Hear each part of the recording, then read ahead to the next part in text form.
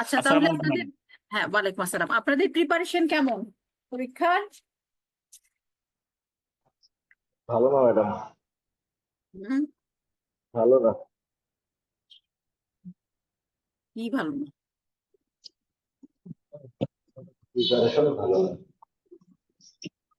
পড়ার তো টাইমই পাই না ম্যাডাম।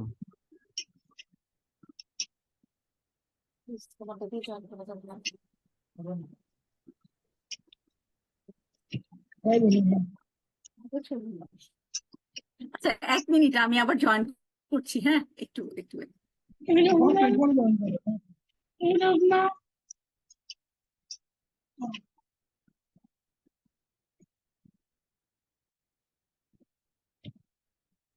ভাইয়া, আপনারা ম্যাডামকে একটু বললেন আমাদেরকে রেকর্ডিংটা অ্যালাউ করতে। আচ্ছা, আপনাদের তাহলে ইনশাল্লাহ 17 তারিখ 3টা থেকে 5টা আপনাদের পরীক্ষা অলরেডি অ্যানাউন্স করা হয়েছে। এবং আপনাদের পরীক্ষার ফরম্যাটটা একটু বলে দেই। আমরা আজকে মিটিং করলাম সবাই মিলে, সেক্ষেত্রে আমরা ঠিক করেছি টোটাল 80 মার্কস এর আপনাদের এক্সামটা হবে।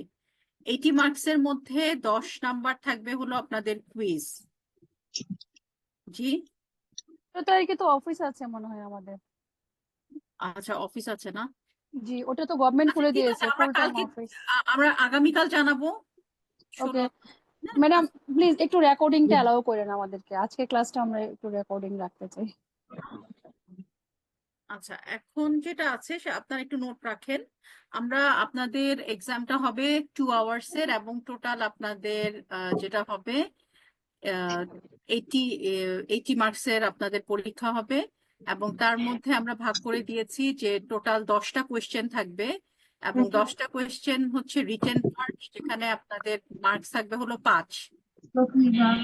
5 × 10 Recording in progress. 50। ওকে, এরপরে এমসিকিউ থাকবে হলো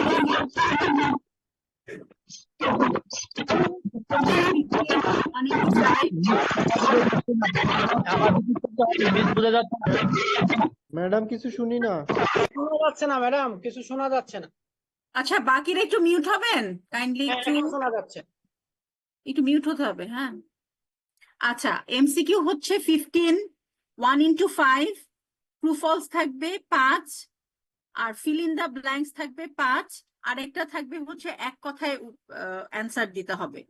হ্যাঁ, সাপোজ ধরেন আমরা বললাম যে বিডা ইপিজেড এর বাইরে যদি কোনো কোম্পানি এস্টাবলিশ করতে হয় তাহলে কার পারমিশন লাগবে, এটা আপনারা এক কথায় বলে দিবেন যে কার পারমিশন লাগবে। ইপিজেড এর ভিতর যদি কোনো ফরেন কোম্পানি এস্টাবলিশ করতে চায়, একটু মিট করেন। মিউট করেন। হ্যাঁ, সো সেক্ষেত্রে 5 নাম্বারে থাকবে হলো এক কথায় একটা কোয়েশ্চেন, আমরা একটা কোয়েশ্চেন দিয়ে দিব, সেটা একটা স্পেস দিয়ে দিব, শুধু এক কথায় আপনারা লিখবেন কার পারমিশন লাগবে, অথবা যদি কোনো অ্যামাউন্ট থাকে সে অ্যামাউন্ট দিতে হবে, বা কোনো নিউমেরিক্যাল ফিগার যদি থাকে সেক্ষেত্রে সেটা দিতে হবে। সো টোটাল হচ্ছে আপনাদের 80 মার্কস। বোঝাতে পেরেছি? কোয়েশ্চেন থাকবে শুনতে 10টা পাইনি, কথা রিটেন শুনতে পার্ট। পাইনি আবার আমরা। বলছি, কোয়েশ্চেন থাকবে হচ্ছে 10টা, 5 করে, 5 × 10। ঠিক আছে? এমসিকিউ থাকবে 15, 1 × 5। ট্রু ফলস থাকবে 5টা, 1 × 5। ফিল ইন দা ব্ল্যাঙ্কস থাকবে 5টা, 1 × 5। আর এক কথায় অ্যান্সার দিতে হবে। একটা স্টেটমেন্ট দিয়ে দিব কোনো সেই কোয়েশ্চেনের, আপনারা অ্যান্সার দিবেন জাস্ট একটা অথরিটির নাম অথবা কোনো নিউমেরিক্যাল ফিগার, যেটা আমি কিছুক্ষণ পরে আপনাদের একটা স্যাম্পল কোয়েশ্চেন বা কিভাবে আসতে পারে সেভাবে আপনাদের দিব। বুঝতে পেরেছেন? এবং আমরা যে আপনাদের 5 নাম্বারের কোয়েশ্চেন দিব, ধরেন A4 পেপারের একটা পেজ, জাস্ট সামনের একটা পেজ আমরা কোয়েশ্চেন দিয়ে দিলাম, ওই গিভেন স্পেসের মধ্যে আপনাদের অ্যান্সারটা করতে হবে। সো টোটাল 10টা কোয়েশ্চেন ইন্টু 5, 50, 5 × 10, এমসিকিউ 15টা, 1 × 5, 1 × 5, ট্রু শাহিন ফলস। ভাই আপনার এটা বন্ধ করেন। হ্যাঁ, 1 × 5, ফিল ইন দা ব্ল্যাঙ্কস হচ্ছে 1 × 5, আর হচ্ছে এক কথায় অ্যান্সার, সেটা হচ্ছে 1 × 5। সো টোটাল হচ্ছে 80। আর বাকি যে রিমেইনিং আপনাদের 20 আছে, সেটা হচ্ছে আপনারা যে কুইজ গুলো দিয়েছেন, অ্যাসাইনমেন্ট গুলো দিয়েছেন, সেটা হচ্ছে 20। বোঝাতে পেরেছি? ম্যাডাম এমসিকিউ 15টা থাকবে, এমসিকিউ 15টা থাকবে, জি। 1 তাহলে into 15 আর 15। 5 20, হ্যাঁ, 50 আর 20 70, আর ফিল ইন দা ব্ল্যাঙ্কস আর এক কথায় কোয়েশ্চেন অ্যান্সার হচ্ছে আপনার 5, তাহলে 5 আর 5 হলো 10, টোটাল হচ্ছে 80। রিটেন পার্ট হচ্ছে 50, MCQ true false fill in the blanks এবং এক কথায় অ্যান্সার যেটা ম্যাডাম 50 কিসে 50? 50 হচ্ছে আপনাদের কোয়েশ্চেন আনসার। রিটেন পার্ট আপনাকে লিখতে হবে।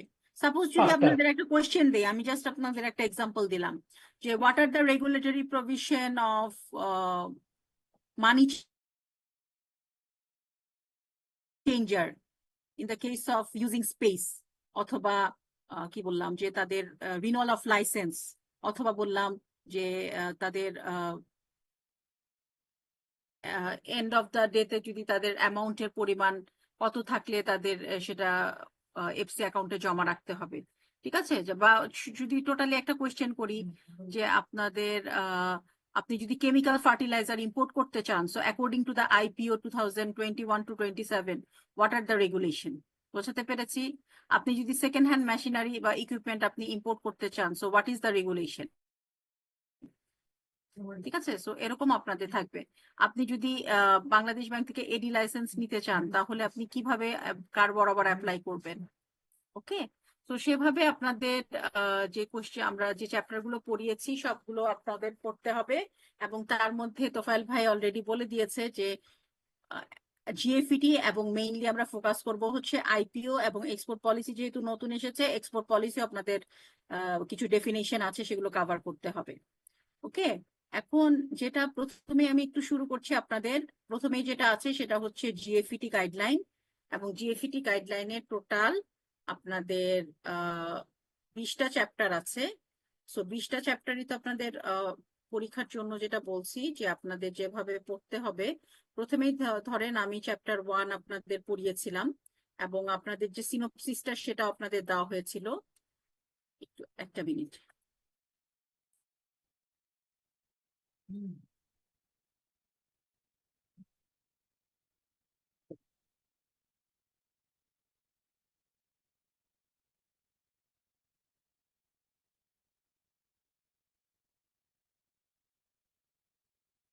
আচ্ছা, এখানে দেখেন আমরা কিন্তু কিছু রেগুলেশন আপনাদের পড়িয়েছিলাম, যেমন প্রথমে যেমন আপনাদের প্রত্যেকটা চ্যাপ্টার ওয়াইজ কিন্তু আমরা কোয়েশ্চেন দিয়ে দিয়েছি এবং সেভাবে রিসেন্ট যে রেগুলেশন গুলো সেগুলো আপনাদের সাথে আমরা আলোচনা করেছি।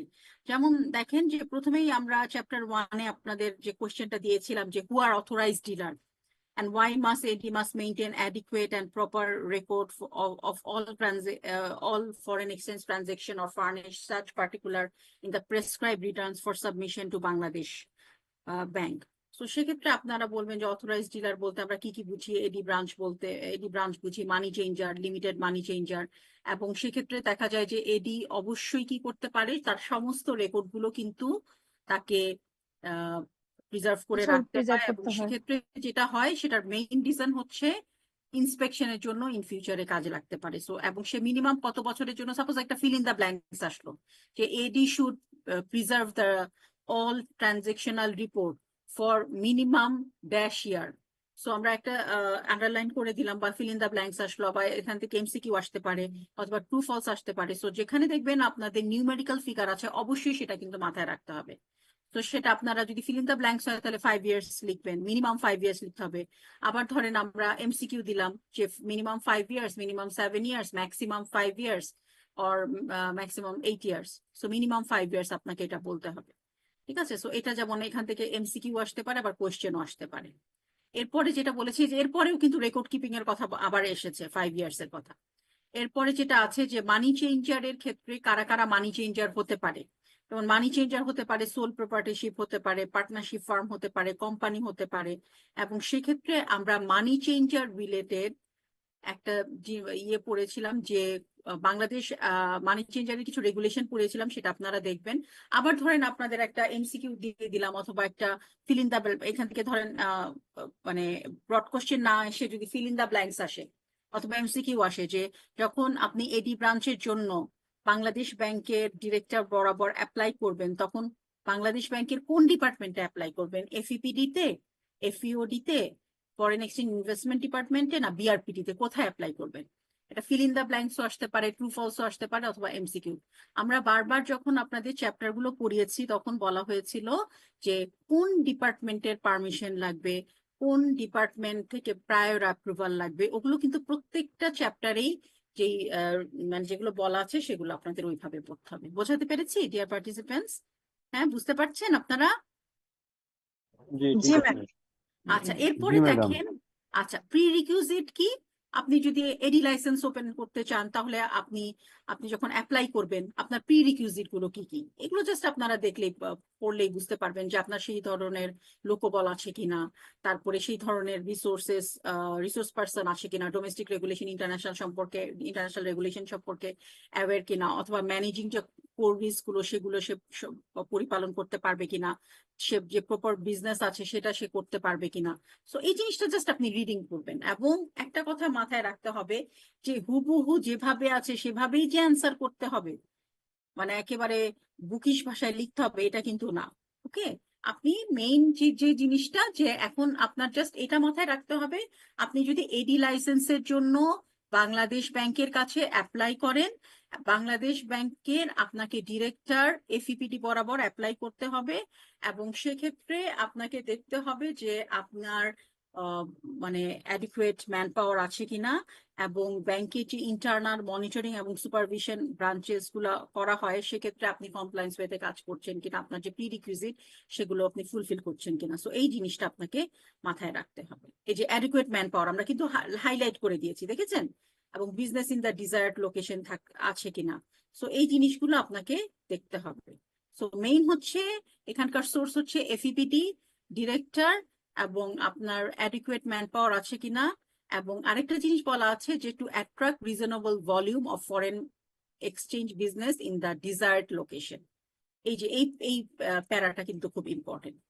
এরপরে বলা হয়েছে যে আপনাদের যদি বলা হয় যে who are the limited money changer, so কারা লিমিটেড মানি চেঞ্জার হতে পারে, হোটেল হতে পারে, ব্যাংক বুথ হতে পারে, গিফট শপ হতে পারে, ডিউটি ফ্রি শপ যেগুলো হতে পারে।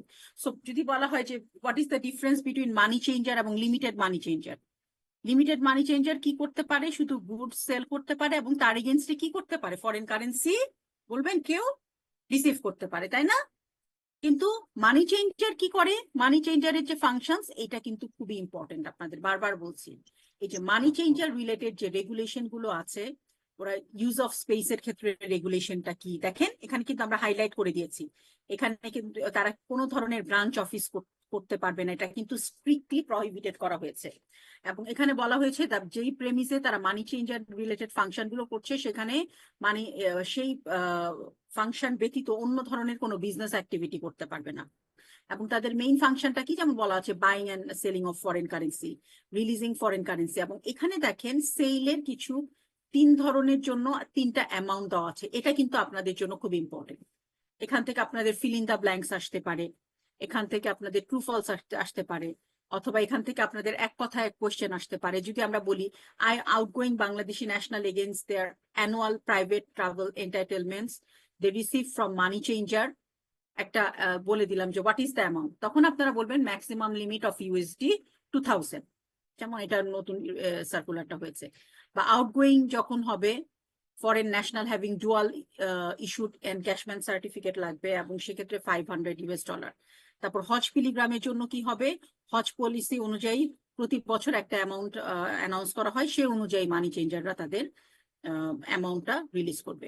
সেক্ষেত্রে এই জিনিসটা, এই যে মানি চেঞ্জারের যে রেগুলেশন ABCDEFG, এখান থেকে আপনাদের খুবই ইম্পর্টেন্ট, এখান থেকে আপনাদের এমসিকিউ আসতে পারে, এখান থেকে আপনাদের ব্রড কোয়েশ্চেন আসতে পারে। আমরা যদি বলি please specify the regulatory provision according to the GFET guideline for the following perspective in the context of money changer. Suppose বললাম যে buying and foreign currency notes, তারপরে বলে দিলাম ধরেন স্টক অফ ফরেন কারেন্সি, অথবা renewal of licence, change of office. কেউ বলতে পারবেন রিনিউয়াল অফ লাইসেন্স সম্পর্কে GFET গাইডলাইনে কি বলা আছে মানি চেঞ্জার সম্পর্কে? তো শেয়ার করতে পারবেন কি বলা আছে? এডি লাইসেন্স কি প্রতি বছর রিনিউ করতে হয়? 1 বছর পর পর রিনিউ করতে হয়। জি ম্যাডাম, প্রতি বছর করতে হয়। না না এডি লাইসেন্সের কথা বলছি আপনার মানি নর্মাল যে চেঞ্জারের ক্ষেত্রে অথরাইজড কি না, ডিলার মানে লাইসেন্স লাগে না, ওইটা মানি কিন্তু হয় না, চেঞ্জারটা লাগে। কিন্তু মানি অপারেশন চেঞ্জারের ক্ষেত্রে ডিপার্টমেন্টে কি হয়, মানি চেঞ্জারের ক্ষেত্রে প্রতি বছর কিন্তু কি করতে হয়, তাদের লাইসেন্সটাকে রিনিউ renew করতে করতে হয়, হবে। এবং Renew রিনিউ করতে করার হবে। জন্য কিন্তু দুটো থ্রেশহোল্ড লেভেল আছে, আপনাদের মনে আছে থ্রেশহোল্ড লেভেল দুইটা কি? হ্যাঁ, দুটা লেভেল, একটা হলো 5 লাখ আরেকটা হলো 3.5 লাখ, মনে আছে আপনাদের? এই যে দেখেন, minimum required amount volume of foreign exchange transaction money changer is 5 lakh in the city of corporation areas of Dhaka and Chittagong, and 3.50 lakh for other areas. So এটা যদি তারা ফুলফিল করতে না পারে তাহলে কিন্তু তাদের লাইসেন্সটাকে আর রিনিউ করা যাবে যাবে না, এবং তাদের রিনিউয়াল এই লাইসেন্সটা কত বছরের জন্য ভ্যালিড থাকে ডিয়ার পার্টিসিপেন্টস? 1 One year. বছরের জন্য। এবং তারা তাদের লাইসেন্সের জন্য এই যে কোভিড এর সময় এটাকে কি করা হয়েছিল, রিল্যাক্স করা হয়েছিল, এখন কিন্তু সেটা নাই, এখন আপনাকে 5 লাখ 3.50 লাখ এটাকে ফুলফিল করতে হবে, ঠিক আছে? আর বলা হয়েছে লাইসেন্সের জন্য, রিনিউয়াল অফ লাইসেন্সের জন্য কোন ডিপার্টমেন্টে অ্যাপ্লাই করতে হবে? FEOD, thank you very much. So সেক্ষেত্রে কিন্তু আপনাকে এই জিনিসটা মাথায় রাখতে হবে। সো তারা যদি অফিস চেঞ্জ করে সেক্ষেত্রে রেগুলেশন কি? তারা যদি অফিস চেঞ্জ করে কার পারমিশন লাগবে? অবশ্যই শ্যাল মানে মাস্ট, লতে যখন শ্যাল বলা হয় it is FPPT must, shall require prior approval of Bangladesh bank, এবং এই অ্যাপ্লিকেশনটা সে কোথায় পাঠিয়ে দিবে? এফইওডি তে পাঠাবে না এফইপিডি তে পাঠাবে? এফইপিডি তে পাঠাবে, এবং সেখানে তাকে একটা জিনিস অবশ্যই অ্যাড করতে হবে, সেটা হচ্ছে did of rent, reasons for change, এই কথা দুটো অবশ্যই উল্লেখ করতে হবে। তাহলে আমরা যদি চ্যাপ্টার 1টা কোথায় দেখলাম বলেন তো? চ্যাপ্টার 1 এই যে পড়া হয়ে গেছে কিন্তু দেখেন, চ্যাপ্টার 1 থেকে আপনাদের মেইন হচ্ছে মানে ফেরা 1947 বাংলাদেশ ব্যাংককে এম্পাওয়ার করেছে different type of FE circular issue করার জন্য, এবং বাংলাদেশ ব্যাংককে অথরাইজ করেছে যে সে যে কোনো সে 3 ধরনের এডি লাইসেন্স দিতে পারে, একটা হচ্ছে এডি লাইসেন্স দিতে পারে ব্যাংককে, আরেকটা হচ্ছে মানি চেঞ্জারকে এডি লাইসেন্স দিতে পারে, একটা হচ্ছে লিমিটেড মানি চেঞ্জারকে এডি লাইসেন্স দিতে পারে।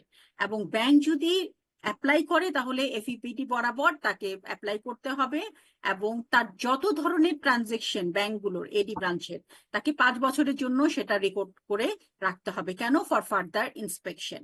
এখন বলা আছে যে আরেকটা আছে লিমিটেড মানি চেঞ্জার। তো মানি চেঞ্জার কারা হতে পারে বলে দিলাম 3 নাম্বার কোশ্চেনে। এরপরে 2 নাম্বারে আছে হলো যে প্রিরিকিউজিটটা কি মানি চেঞ্জার এডি লাইসেন্সের জন্য, আর এখানে হচ্ছে লিমিটেড মানি চেঞ্জার ডেফিনেশনটা কি, কারা কারা লিমিটেড মানি চেঞ্জার হতে পারে এবং তাদের সাথে মানি চেঞ্জারের ডিফারেন্সটা কি। আর এক্ষেত্রে এটা খুব important 5 number, use of speech according to the money changer. তারা যদি স্পেসটাকে চেঞ্জ করতে চায় তাহলে কি করতে হবে বলবেন কেউ? এফইপিডি বরাবর তাকে অ্যাপ্লাই করতে হবে, এবং তার ডিড অফ রেন্ট এবং রিজন ফর চেঞ্জ, কি কারণে সে চেঞ্জ করছে, এই যে এই চেঞ্জ অফ অফিসের ক্ষেত্রে, তাই না? আর ইউজ অফ স্পেসের ক্ষেত্রে সে যেখানে সে মানি চেঞ্জারের অ্যাক্টিভিটিটা করছে সেখানে সে অন্য ধরনের কোনো বিজনেস করতে পারবে না। আর রিনিউয়াল অফ লাইসেন্সের ক্ষেত্রে কি বলা আছে ডিয়ার পার্টিসিপেন্টস? তাকে অবশ্যই প্রতি বছর রিনিউ করতে হবে এবং এফইওডি বরাবর অ্যাপ্লাই করতে হবে, কিন্তু তার যে কোটা আছে 3.50 এবং 5 lakh from city corporation and other city, সেটার জন্য তাকে কি করতে হবে বলেন? কি করতে হবে? ট্রানজাকশন ফিল আপ করতে হবে, ট্রানজাকশন রেকর্ড করতে করতে হবে। ওকে, আজকে আমার ল্যাপটপটা কাজ করছে না, হ্যাঁ, তাই আমি অন্য অ্যাকাউন্ট থেকে জয়েন করেছি, ঠিক আছে, সরি ফর দ্যাট। ওকে, আচ্ছা, এরপরে খুবই গুরুত্বপূর্ণ একটা জিনিস যেটা আছে, এই যে এটা আপনারা দেখবেন এখানে কি আছে যে কি ধরনের রিলিজিং হয় এবং রেজাল্ট মানে কোন ধরনের মানে কি বলবো আউটগোয়িং বাংলাদেশি ন্যাশনাল যদি হয় তাহলে ট্রাভেল এন্টাইটেলমেন্টের জন্য মানি চেঞ্জারের কাছ থেকে কত টাকা সে এন্টাইটেলমেন্ট হিসাবে নিতে পারে, তারপরে হজের জন্য কত টাকা মানে ইয়ে হতে পারে, ঠিক আছে। সো এই জিনিসগুলো রিলিজ করতে পারে, এইটা দেখতে হবে। আরেকটা জিনিস আপনাদের দেখতে হবে D number, stock of foreign currency and foreign account. এখানে একটা জিনিস আমরা ডার্ক করে দিয়েছি, সেখানে বলা হচ্ছে যে maximum stock of foreign currency must not exceed 25,000 or equivalent at the close of each business day, তার যখন একটা বিজনেস ডে শেষ হবে অবশ্যই তার ইচ বিজনেস ডেতে $25,000 মতো $, বেশি থাকবে না। যদি সেটা থাকে তাহলে কি করতে হবে মনে আছে? কি করতে ওই যে হবে বলেন? তার সিডি অ্যাকাউন্টে জমা দিতে হবে। এক্স্যাক্টলি। এখানে ব্যাংকে যদি জমা বিয়ন্ড দিস লিমিট থাকে, দুটা জিনিস আছে, তাকে এনক্যাশ করতে হবে এডির মাধ্যমে, অথবা কোনো ফরেন কারেন্সি অ্যাকাউন্টে সেটা কি করতে হবে, জমা রাখতে হবে।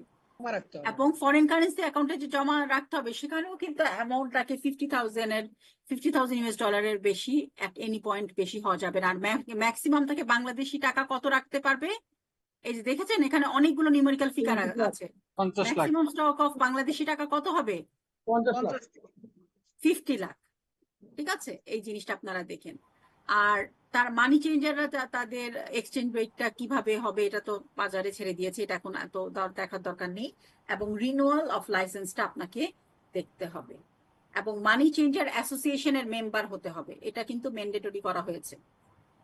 ঠিক আছে, নো নিউ সার্কুলার, এখানে বলা হয়েছে মানি চেঞ্জার অ্যাসোসিয়েশনের মেম্বার হতে হবে, এবং অফিস চেঞ্জের জন্য কি করতে হবে। তাহলে দেখেন আপনাদের কিন্তু 2টা চ্যাপ্টার শেষ। সো এক্ষেত্রে আপনারা মানি চেঞ্জারের রেগুলেশনটা এবং এখানে যে 2 নম্বরের যে নিউমেরিক্যাল যে ফিগার গুলো আছে সেটা খুব ভালো মতো দেখতে হবে। ওকে, 3 নাম্বার চ্যাপ্টার যেটা আছে সেটা হলো ইন উইচ কারেন্সি। আচ্ছা ঠিক আছে।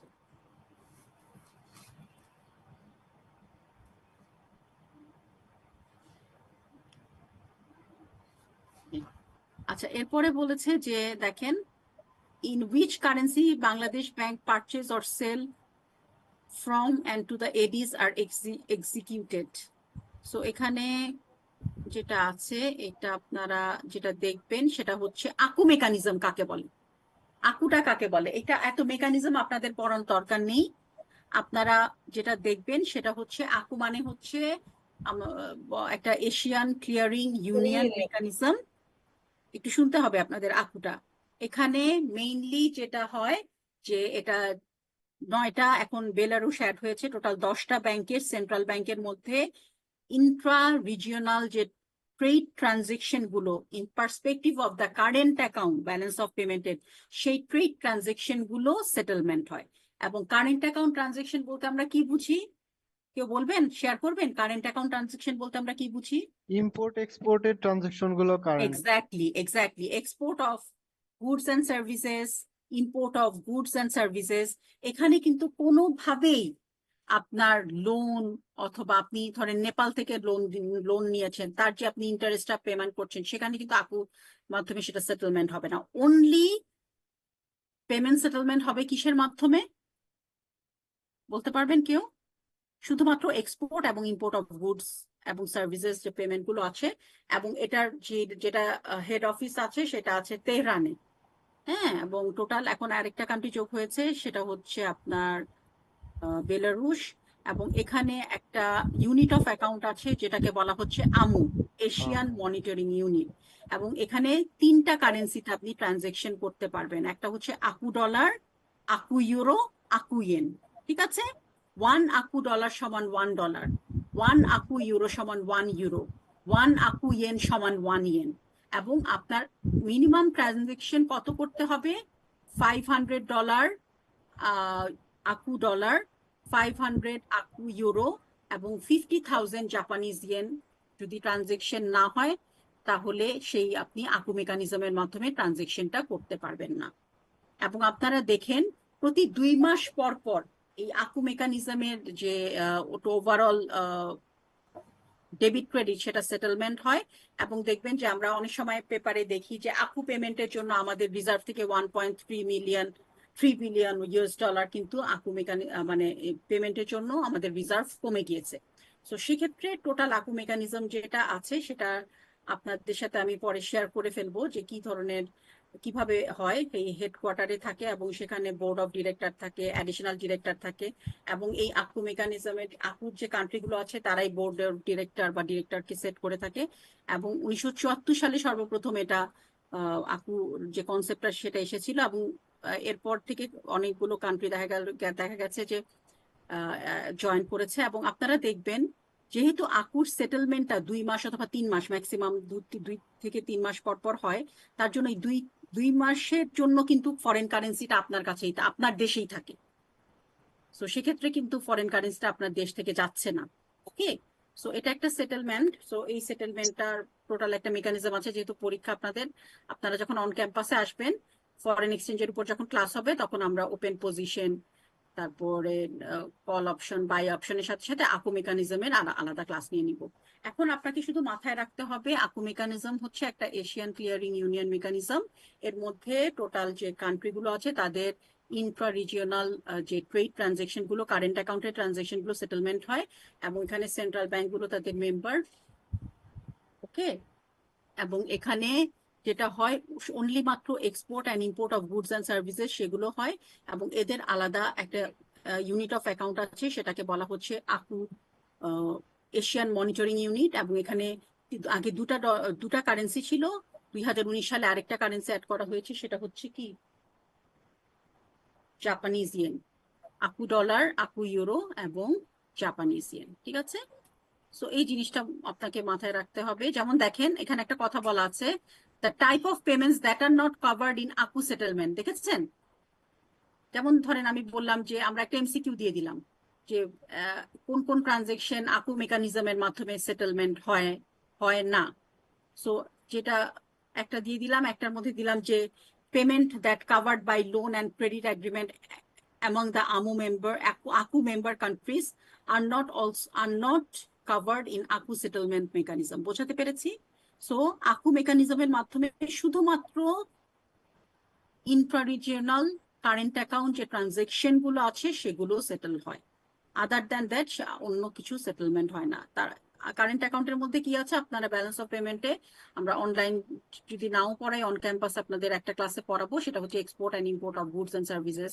সেগুলো মেইনলি আপনাদের আকু মেকানিজমের মাধ্যমে সেটেলমেন্ট হয়। এখানে কোনটা সেটেলমেন্ট হয় না? এই যে লোন এবং এগ্রিমেন্ট। সো আকুর ক্ষেত্রে আপনারা এই জিনিসটা পড়লেই হবে। সো আকু দিয়ে যদি একটা টিকা আসে অথবা এমসিকিউ আসে অথবা কোন কোন কারেন্সি আসে, আপনারা পারবেন না লিখতে? পারবেন? জি ম্যাডাম। হ্যাঁ, পারবেন না? রিজান ভাই, থ্রেশহোল্ডটা কত মিনিমাম? Japanese yen 500। জাপানিজের ক্ষেত্রে দেখেন 50,000 ইয়েন, 50,000। ম্যাডাম আমাদের এক্সামটা কবে হবে? আপনাদের নেক্সট উইকে, সরি নেক্সট উইক না তো, তার পরের দিকে 17 তারিখে কি আপনাদের খোলা? ম্যাডাম 17 আর 24 খোলা নাকি? আচ্ছা, আমরা কালকে একটু জানিয়ে দিব। হ্যাঁ, 17 তারিখে যদি অফিস থাকে তাহলে 16 তারিখে হবে। না 23 তারিখে ম্যাডাম। না ম্যাডাম 23 তারিখে, 16 তারিখও হবে না ম্যাডাম, তাহলে সম্ভব না। আচ্ছা, পড়তে হবে ম্যাডাম ম্যাডাম 23 তারিখে করে দেন 23। 23 তাইলে পড়তে পারবো একটু। টেনশন করেন না, কালকে জানাবো আপনাদের। ম্যাডাম ম্যাডাম এই পরীক্ষাটা কি আমাদের অন ক্যাম্পাসে এসে হবে নাকি হ্যাঁ, অন অনলাইনে হবে? ক্যাম্পাসে এসে। আর কত অনলাইন বলেন, অন ক্যাম্পাসে আসতে হবে। ম্যাডাম 23 তারিখে করলে টেনশন লাগতো না। আচ্ছা, আপনারা ক্লাস করেন, কালকে জানাবো আপনাদের। কিন্তু আপনাদের কিন্তু বলাই হয়েছে যে নেক্সট উইক আপনাদের পরীক্ষা। যদি 17 ম্যাডাম একটু তারিখে- কনসিডারেশন রাখেন, 23 তারিখটা সবাই চাচ্ছে তো, একটু আমাদের একটু আচ্ছা, সুবিধা ঠিক হয়। আছে, আমরা দেখবো। আমাদের এন্ড থেকে আমরা চেষ্টা করবো। জি ম্যাডাম, পড়তে না পারলে আসলে হয় না ম্যাডাম। আপনাদের দেখেন, অনেকদিন একবার টাইম দেওয়া হয়েছে, ঈদের বন্ধ সবকিছু গেছে। হ্যাঁ, এখন সব আর ভুলে যেতে আরো হবে। অন ক্যাম্পাস আরো আবার তো 3 সামনে হতে 10, যাবে। শুনেন, আবার তো 10 দিন ছুটি পাচ্ছেন সামনে। অনেক দিন তো আচ্ছা, গেল, শুনুন। এক সপ্তাহ দিলে কি আর হবে? লাস্টে তো আচ্ছা, ম্যাডাম বেশি তো এখন- পড়ানো হয়েছে, অনেক সিলেবাস ছিল বেশি লাস্টে এইটার মধ্যে এগুলা কাভার করতে কষ্ট একটু দেখেন। এখানে না দিচ্ছি।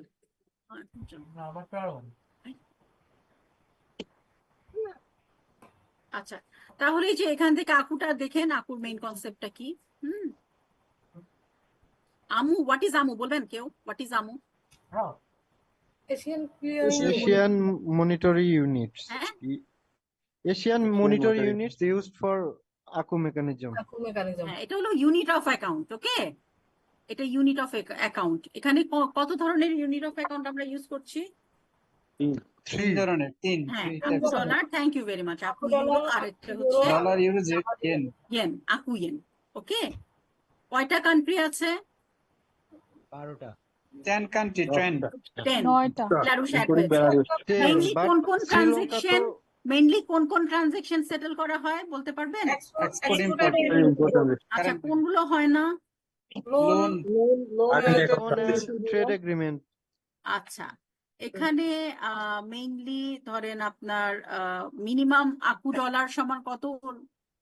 $1 1 $5 আকু equal to $1 $1 মিনিমাম আর threshold 500 500 আর আকু ইয়েনের ক্ষেত্রে আপনার 50,000। আপনি আকু মেকানিজমের যে ওয়েবসাইটটা আছে ওইখানে আমি একটা আপনাদের ইয়ে দেখাবো, এটা যখন অন ক্যাম্পাস আসবেন তখন ওইটা নিয়ে একটা ক্লাস হবে, অসুবিধা নেই। আচ্ছা, এরপরে দেখেন in which currencies can AD bank maintain, এটা একটু দেখেন। অনেক সময় আপনারা কি করেন, ম্যাডাম টাকায় এখানে কি বাংলাদেশ ম্যাডাম ব্যাংকের সাথে একটা অ্যাকাউন্ট মেনটেন করেন, আবার কি ডলারেও মেনটেন করেন, তাই না? ফরেন কারেন্সিতেও মেনটেন করেন। যদি ফরেন কারেন্সিতে মেনটেন করেন তাহলে কি হয়, আপনার টাইম এবং কস্ট দুটাই কি হয় বলেন, সেভ হয় না? সেভ হয়। সেভ হয়। সাপোজ আপনি যদি বলেন যে ওয়েলথ ফার্গোকে তার অ্যাকাউন্ট ডেবিট করে, ওইখানে আপনার যে অ্যাকাউন্ট আছে সেটা ডেবিট করে অন্য অ্যাকাউন্ট ক্রেডিট করে দিতে, তাকে যখন আপনি ইনস্ট্রাকশন দিচ্ছেন তাকে আপনাকে একটা কি দিতে হয়, ফি দিতে হয় না? এট দ্য সেম টাইম একটা আপনার অপর টাইম কস্ট আছে। সো সেক্ষেত্রে সরাসরি অ্যাকাউন্ট থাকে, সেক্ষেত্রে কিন্তু আপনি কি করতে পারবেন, ডেবিট ক্রেডিটের মাধ্যমে কিন্তু আপনি পেমেন্টটা সেটেল করতে পারবেন। এখন কোন কোন কারেন্সিতে করতে পারবেন এই কারেন্সিগুলো একটু দেখে রেখেন। হ্যাঁ, US dollar, pound sterling, euro, Japanese yen এবং কানাডিয়ান ডলার, এই 5টা কারেন্সিতে আপনারা কি করেন, বাংলাদেশ ব্যাংকের সাথে ক্লিয়ারিং অ্যাকাউন্ট মেনটেন করে থাকেন। এই যে 6 নাম্বার কোশ্চেনটা দেখেন। আচ্ছা, ও এখন চাইনিজ ইউয়ানও অ্যাড হয়েছে, ওকে, এটাও অ্যাড হয়েছে, এটা একটু দেখে নিন, এটা দেখাচ্ছি না।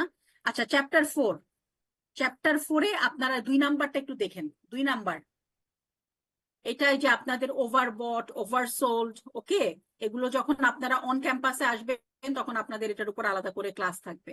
কিন্তু একটা জিনিস আপনারা একটু এখান থেকে ভালো মতো একটু পড়েন, যে কোনো কারণে এডি যদি বাইরে থেকে লোন নেয় তাহলে, বা কোনো ওভারড্রাফট বা শর্ট লোন বা ওভারড্রাফট নেয় বা ওয়ার্কিং ক্যাপিটাল ফর্ম লোন নিয়ে থাকে ফ্রম করেসপন্ডিং ব্যাংকস, তাহলে সেটার রেগুলেশনটা কি? দেখেন, রেগুলেশন সম্পর্কে আপনাদের আগেও পড়ানো হয়েছে।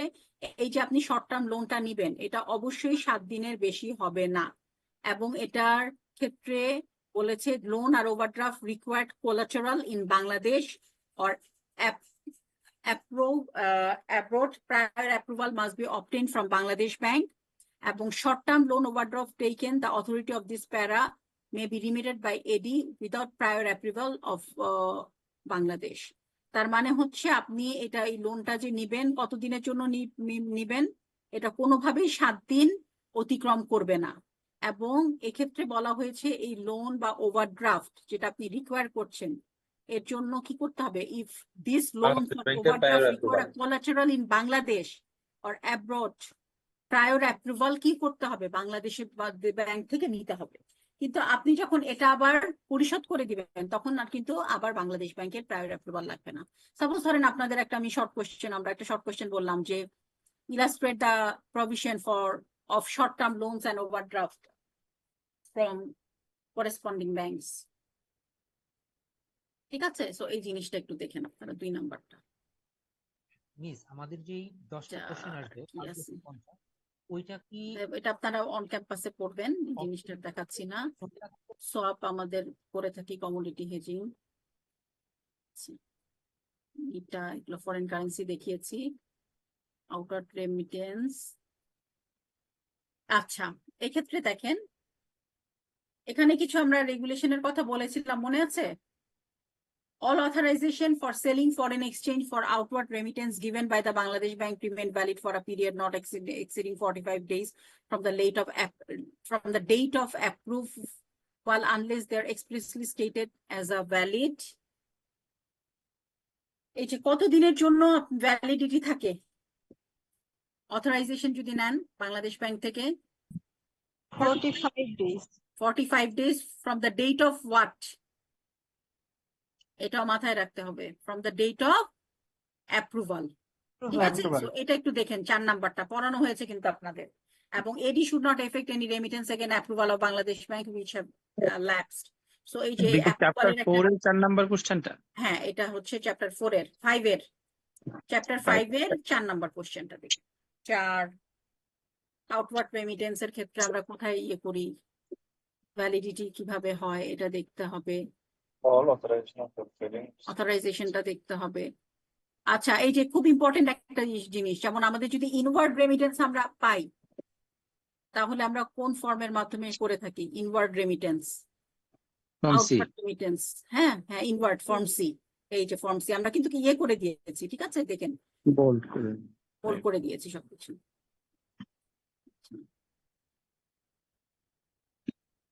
আচ্ছা, এটা খুব ইম্পর্টেন্ট। এই যে কত নম্বর কোশ্চেন ম্যাডাম? তো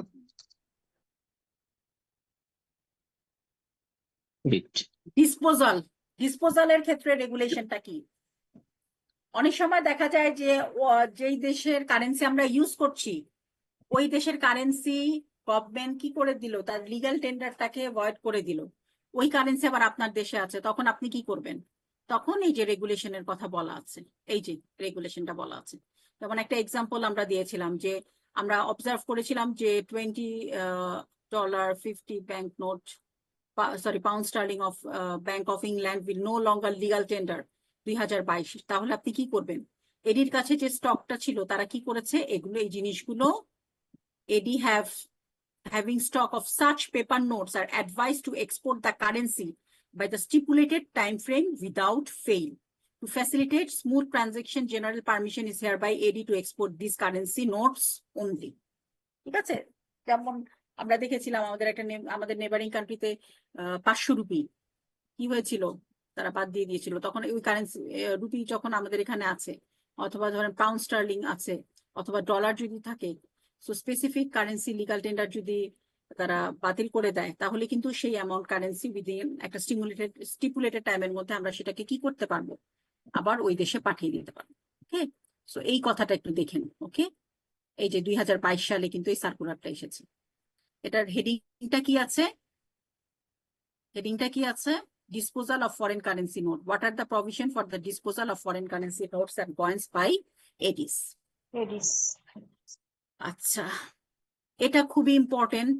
এটা আমরা ইয়েতে পড়েছি, আমাদের যখন প্রাইভেট রেমিটেন্সের ক্ষেত্রে পড়েছি। যেমন ধরেন এই জিনিসটা শুধু মাথায় রাখবেন, একটা জিনিস আমি জাস্ট বলে দিই, 9 নাম্বার 10 নাম্বার 9 যেটা বলা আছে যে আপনি ট্রাভেল পারপাজে, আপনি যদি রেসিডেন্ট হন, আপনি ট্রাভেল পারপাজে কত টাকা নিয়ে যেতে পারবেন? $12,000, তাই না? হ্যাঁ, $12,000। কিন্তু ক্যাশে আপনি কত নিতে পারবেন? ক্যাশে নিতে পারবেন $5,000। আর রিমেইনিং 7,000 আপনি কি করতে পারবেন? আদার ফর্মে বা আদার কারেন্সিতে নিতে পারেন, অথবা কার্ডে নিতে পারেন, অথবা কার্ডে নিতে পারেন, ডলারে নিতে পারেন, তাই না? কিন্তু ক্যাশ ফর্মে আপনি ম্যাক্সিমাম $5,000 বেশি আপনি নিতে পারবেন না। এই জিনিসটা কিন্তু এখানে বলা আছে।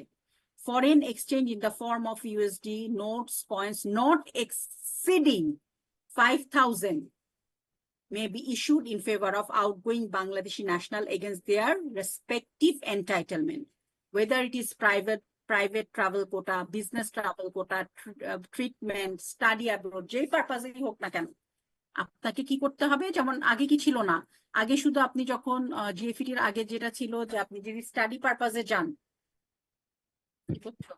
স্টাডি পারপাসে গেলে আপনি ট্রাভেল কোটাটা পেতেন না। এখন কিন্তু ট্রাভেল কোটার সাথে আপনি স্টাডি পারপাসের কোটাও আপনি পাচ্ছেন।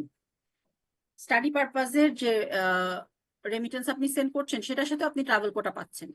যতই পান না কেন আপনি ম্যাক্সিমাম কত নিতে পারবেন? ক্যাশে $5,000। এটা মাথায় রাখতে হবে। ওকে, এ ফর লোকাল ন্যাশনাল যেটা আছে। আচ্ছা, এখানে বলা আছে ফরেন ন্যাশনালের ক্ষেত্রে কি হবে? ফরেন ন্যাশনাল, হ্যাঁ, ফরেন ন্যাশনালের ক্ষেত্রে কি হবে?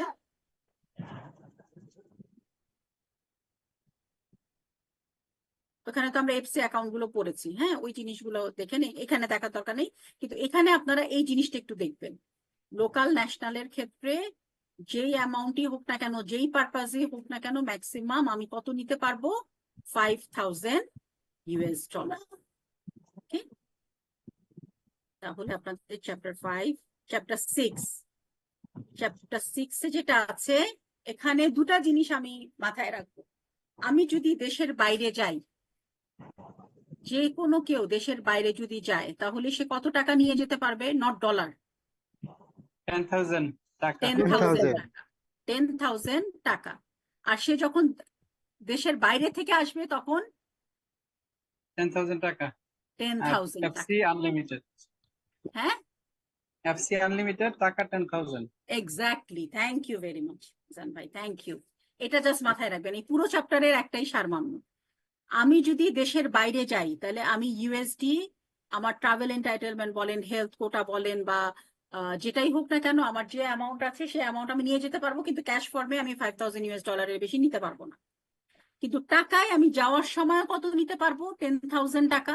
আবার আসার সময় আমাকে কত নিয়ে আসতে হবে? 10,000 10,000, তাই না? আর টাকা। আমি যদি 10,000 টাকা, আর আমি যদি দেশের বাইরে থেকে আসি, any type any amount foreign currency আমি নিয়ে আসতে পারবো। কিন্তু $10,000 বেশি যদি আমি নিয়ে আসি তাহলে আমাকে কি করতে হবে? Declaration FMG, FMG exactly. আপনাদের প্রিপারেশন খুবই ভালো। আপনারা কেন বলছেন পরীক্ষা পিছানোর জন্য বলেন? $10,000 বেশি হলে কি করতে হবে বলেন? এফএমজি Declaration ফর্মে রাখতে ডিক্লেয়ার হবে। করে 1 মাসের মধ্যে এনক্যাশ করতে হবে, অথবা একটা অ্যাকাউন্টে জমা রাখতে হবে। What is the name of this account? Foreign currency account, হ্যাঁ, foreign currency account, RFCD account, RFCD RFCD account, travel করে আসলে foreign RFCD currency deposit account. ঠিক আছে, এই তো গুড, পারেন সবই। বেশি শুনেন, বেশি পিছালে না পরীক্ষা আরো খারাপ হবে।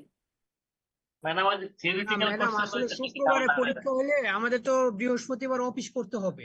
এটা আচ্ছা, আমরা একটা- জানাবো, ঠিক আছে, পড়তে থাকেন, টেনশন এমনকি করে না। শুক্রবার অফিস করতে হতে পারে। একটু হেল্প করে নেয়। আচ্ছা, একই কথা আছে, দেখেন এই যে বিডিটি, এই যে দেখেন, how much BDT can any person may take out Bangladeshi legal tender notes and coins at any point of time. Suppose এটা এক কথা একটা কোয়েশ্চেন দিলাম, তাহলে কত লিখবেন বলেন? 10,000 লিখবো ম্যাডাম। $10,000 টাকা, ইউরো, ইয়েন, জাপান, 10,000 টাকা। টাকা 10,000 এই টাকা। তো, টাকা 10,000 টাকা। ঠিক আছে, ওকে। আর আপনি যদি অর্ডিনারি, ম্যাডাম, হ্যাঁ ম্যাডাম বলেন। একটা বিষয় হচ্ছে ওই যে 10,000 এর উপরে ইউএসডি যদি কেউ আনে, সেটা হচ্ছে এফএমজি তে ডিক্লারেশন দিতে হবে। বাট এটা কতদিনের ভেতরে আরএফসিডি অ্যাকাউন্টে জমা করতে হবে? 1 মাস।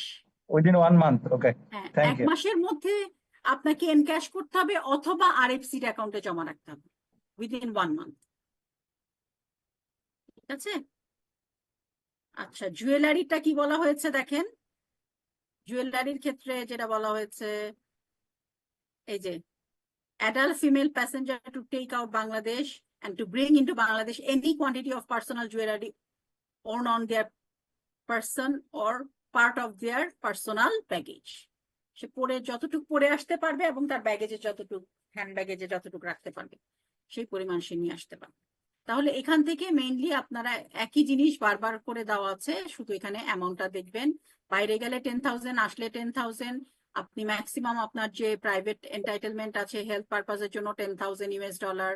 তারপর আপনি যদি সেমিনারে যান তাহলে কত নিয়ে যেতে পারবেন, আপনি ট্রাভেল পারপাসে যান কত, যতই নিয়ে যান না কেন $5,000 বেশি আপনি ক্যাশে নিতে পারবেন না। আর যখন আপনি আসবেন এনি অ্যামাউন্ট নিয়ে আসতে পারবেন, কিন্তু $10,000 বেশি আনলে আপনাকে কি করতে হবে? FMG ফর্মে ডিক্লেয়ার করে 1 মাসের মধ্যে সেটা এনক্যাশ করতে হবে, অথবা আরএফসিডি অ্যাকাউন্টে জমা রাখতে হবে। এই যে 6টা চ্যাপ্টার কিন্তু আপনাদের শেষ। বোঝাতে পেরেছি? তাহলে এটা স্টপ শেয়ার জি করছি। ম্যাডাম।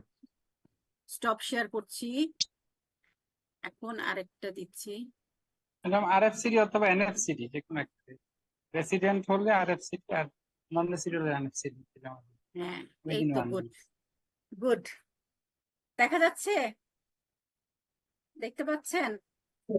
এখনো কোনো স্লাইড অন হয় নাই, এখনো তবে আসেনি দেখা ম্যাডাম। যাচ্ছে। আচ্ছা, আপনারা মনে রেখেন অন ক্যাম্পাসে আসলে আকু মেকানিজমটা আপনাদের সুন্দরভাবে পড়াবো ইনশাল্লাহ। জি ম্যাডাম। আচ্ছা, এখন দেখা যাচ্ছে? হুম, জি ম্যাডাম। দেখতে পাচ্ছেন না? সোহেল ভাই, তারপর হারুন ভাই। হারুন ভাই তো ম্যাডাম, জি ম্যাডাম, দেখা ব্যাচ যাচ্ছে। 7 দেখতে ব্যাচে। পাচ্ছি। হ্যাঁ, জি ম্যাডাম। হারুন ভাই। জি। দেখা যাচ্ছে ম্যাডাম, দেখা যাচ্ছে। হ্যাঁ। ও 07, সরি। আচ্ছা আচ্ছা, শুনেন, আমি আপনাদের একটা ইজি ওয়ে বলে দিচ্ছি।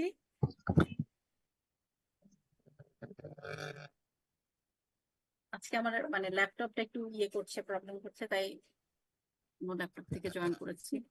আচ্ছা আপনার, হ্যাঁ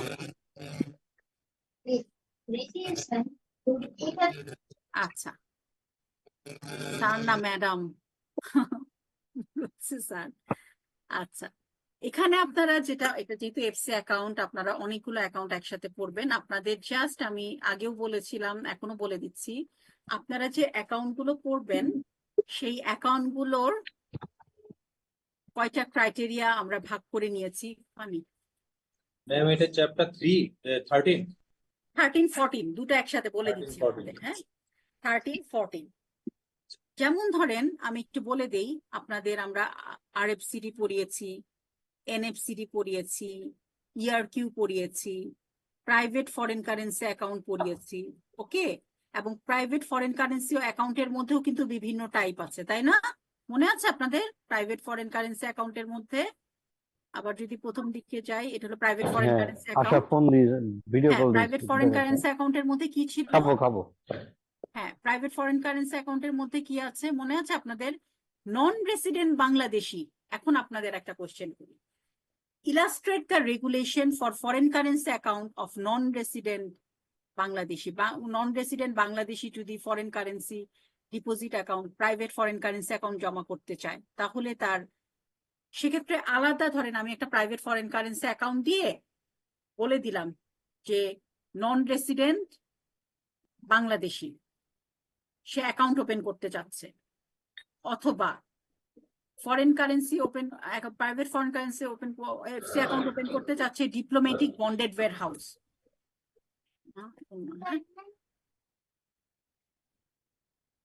অথবা private foreign currency account open করতে পারছে লোকাল এবং জয়েন্ট ভেঞ্চার, ওকে, অথবা জয়েন্ট। হ্যাঁ, এখন যখন তারা অ্যাকাউন্ট ওপেন করতে চাচ্ছে, আপনাদের কাছে আমরা মেইন যে জিনিসগুলো দেখতে চাবো এবং যেটা আপনাদের একেবারে কি বলবো যে অফিসের সাথে বা প্রফেশনাল লাইফের সাথে রিলেটেড, সেটা হচ্ছে প্রথমে আমরা যে জানতে চাবো যে এই অ্যাকাউন্টের নেচারটা কেমন। হ্যাঁ, এই অ্যাকাউন্টের নেচারটা কেমন, ওকে। যদি এটা এনএফসিডি হয় তাহলে এটার নেচারটা হবে, এটা ফরেন কারেন্সিতে একটা এফডিআর, তাই না? আমরা পড়েছিলাম, মনে আছে আপনাদের এনএফসিডি account.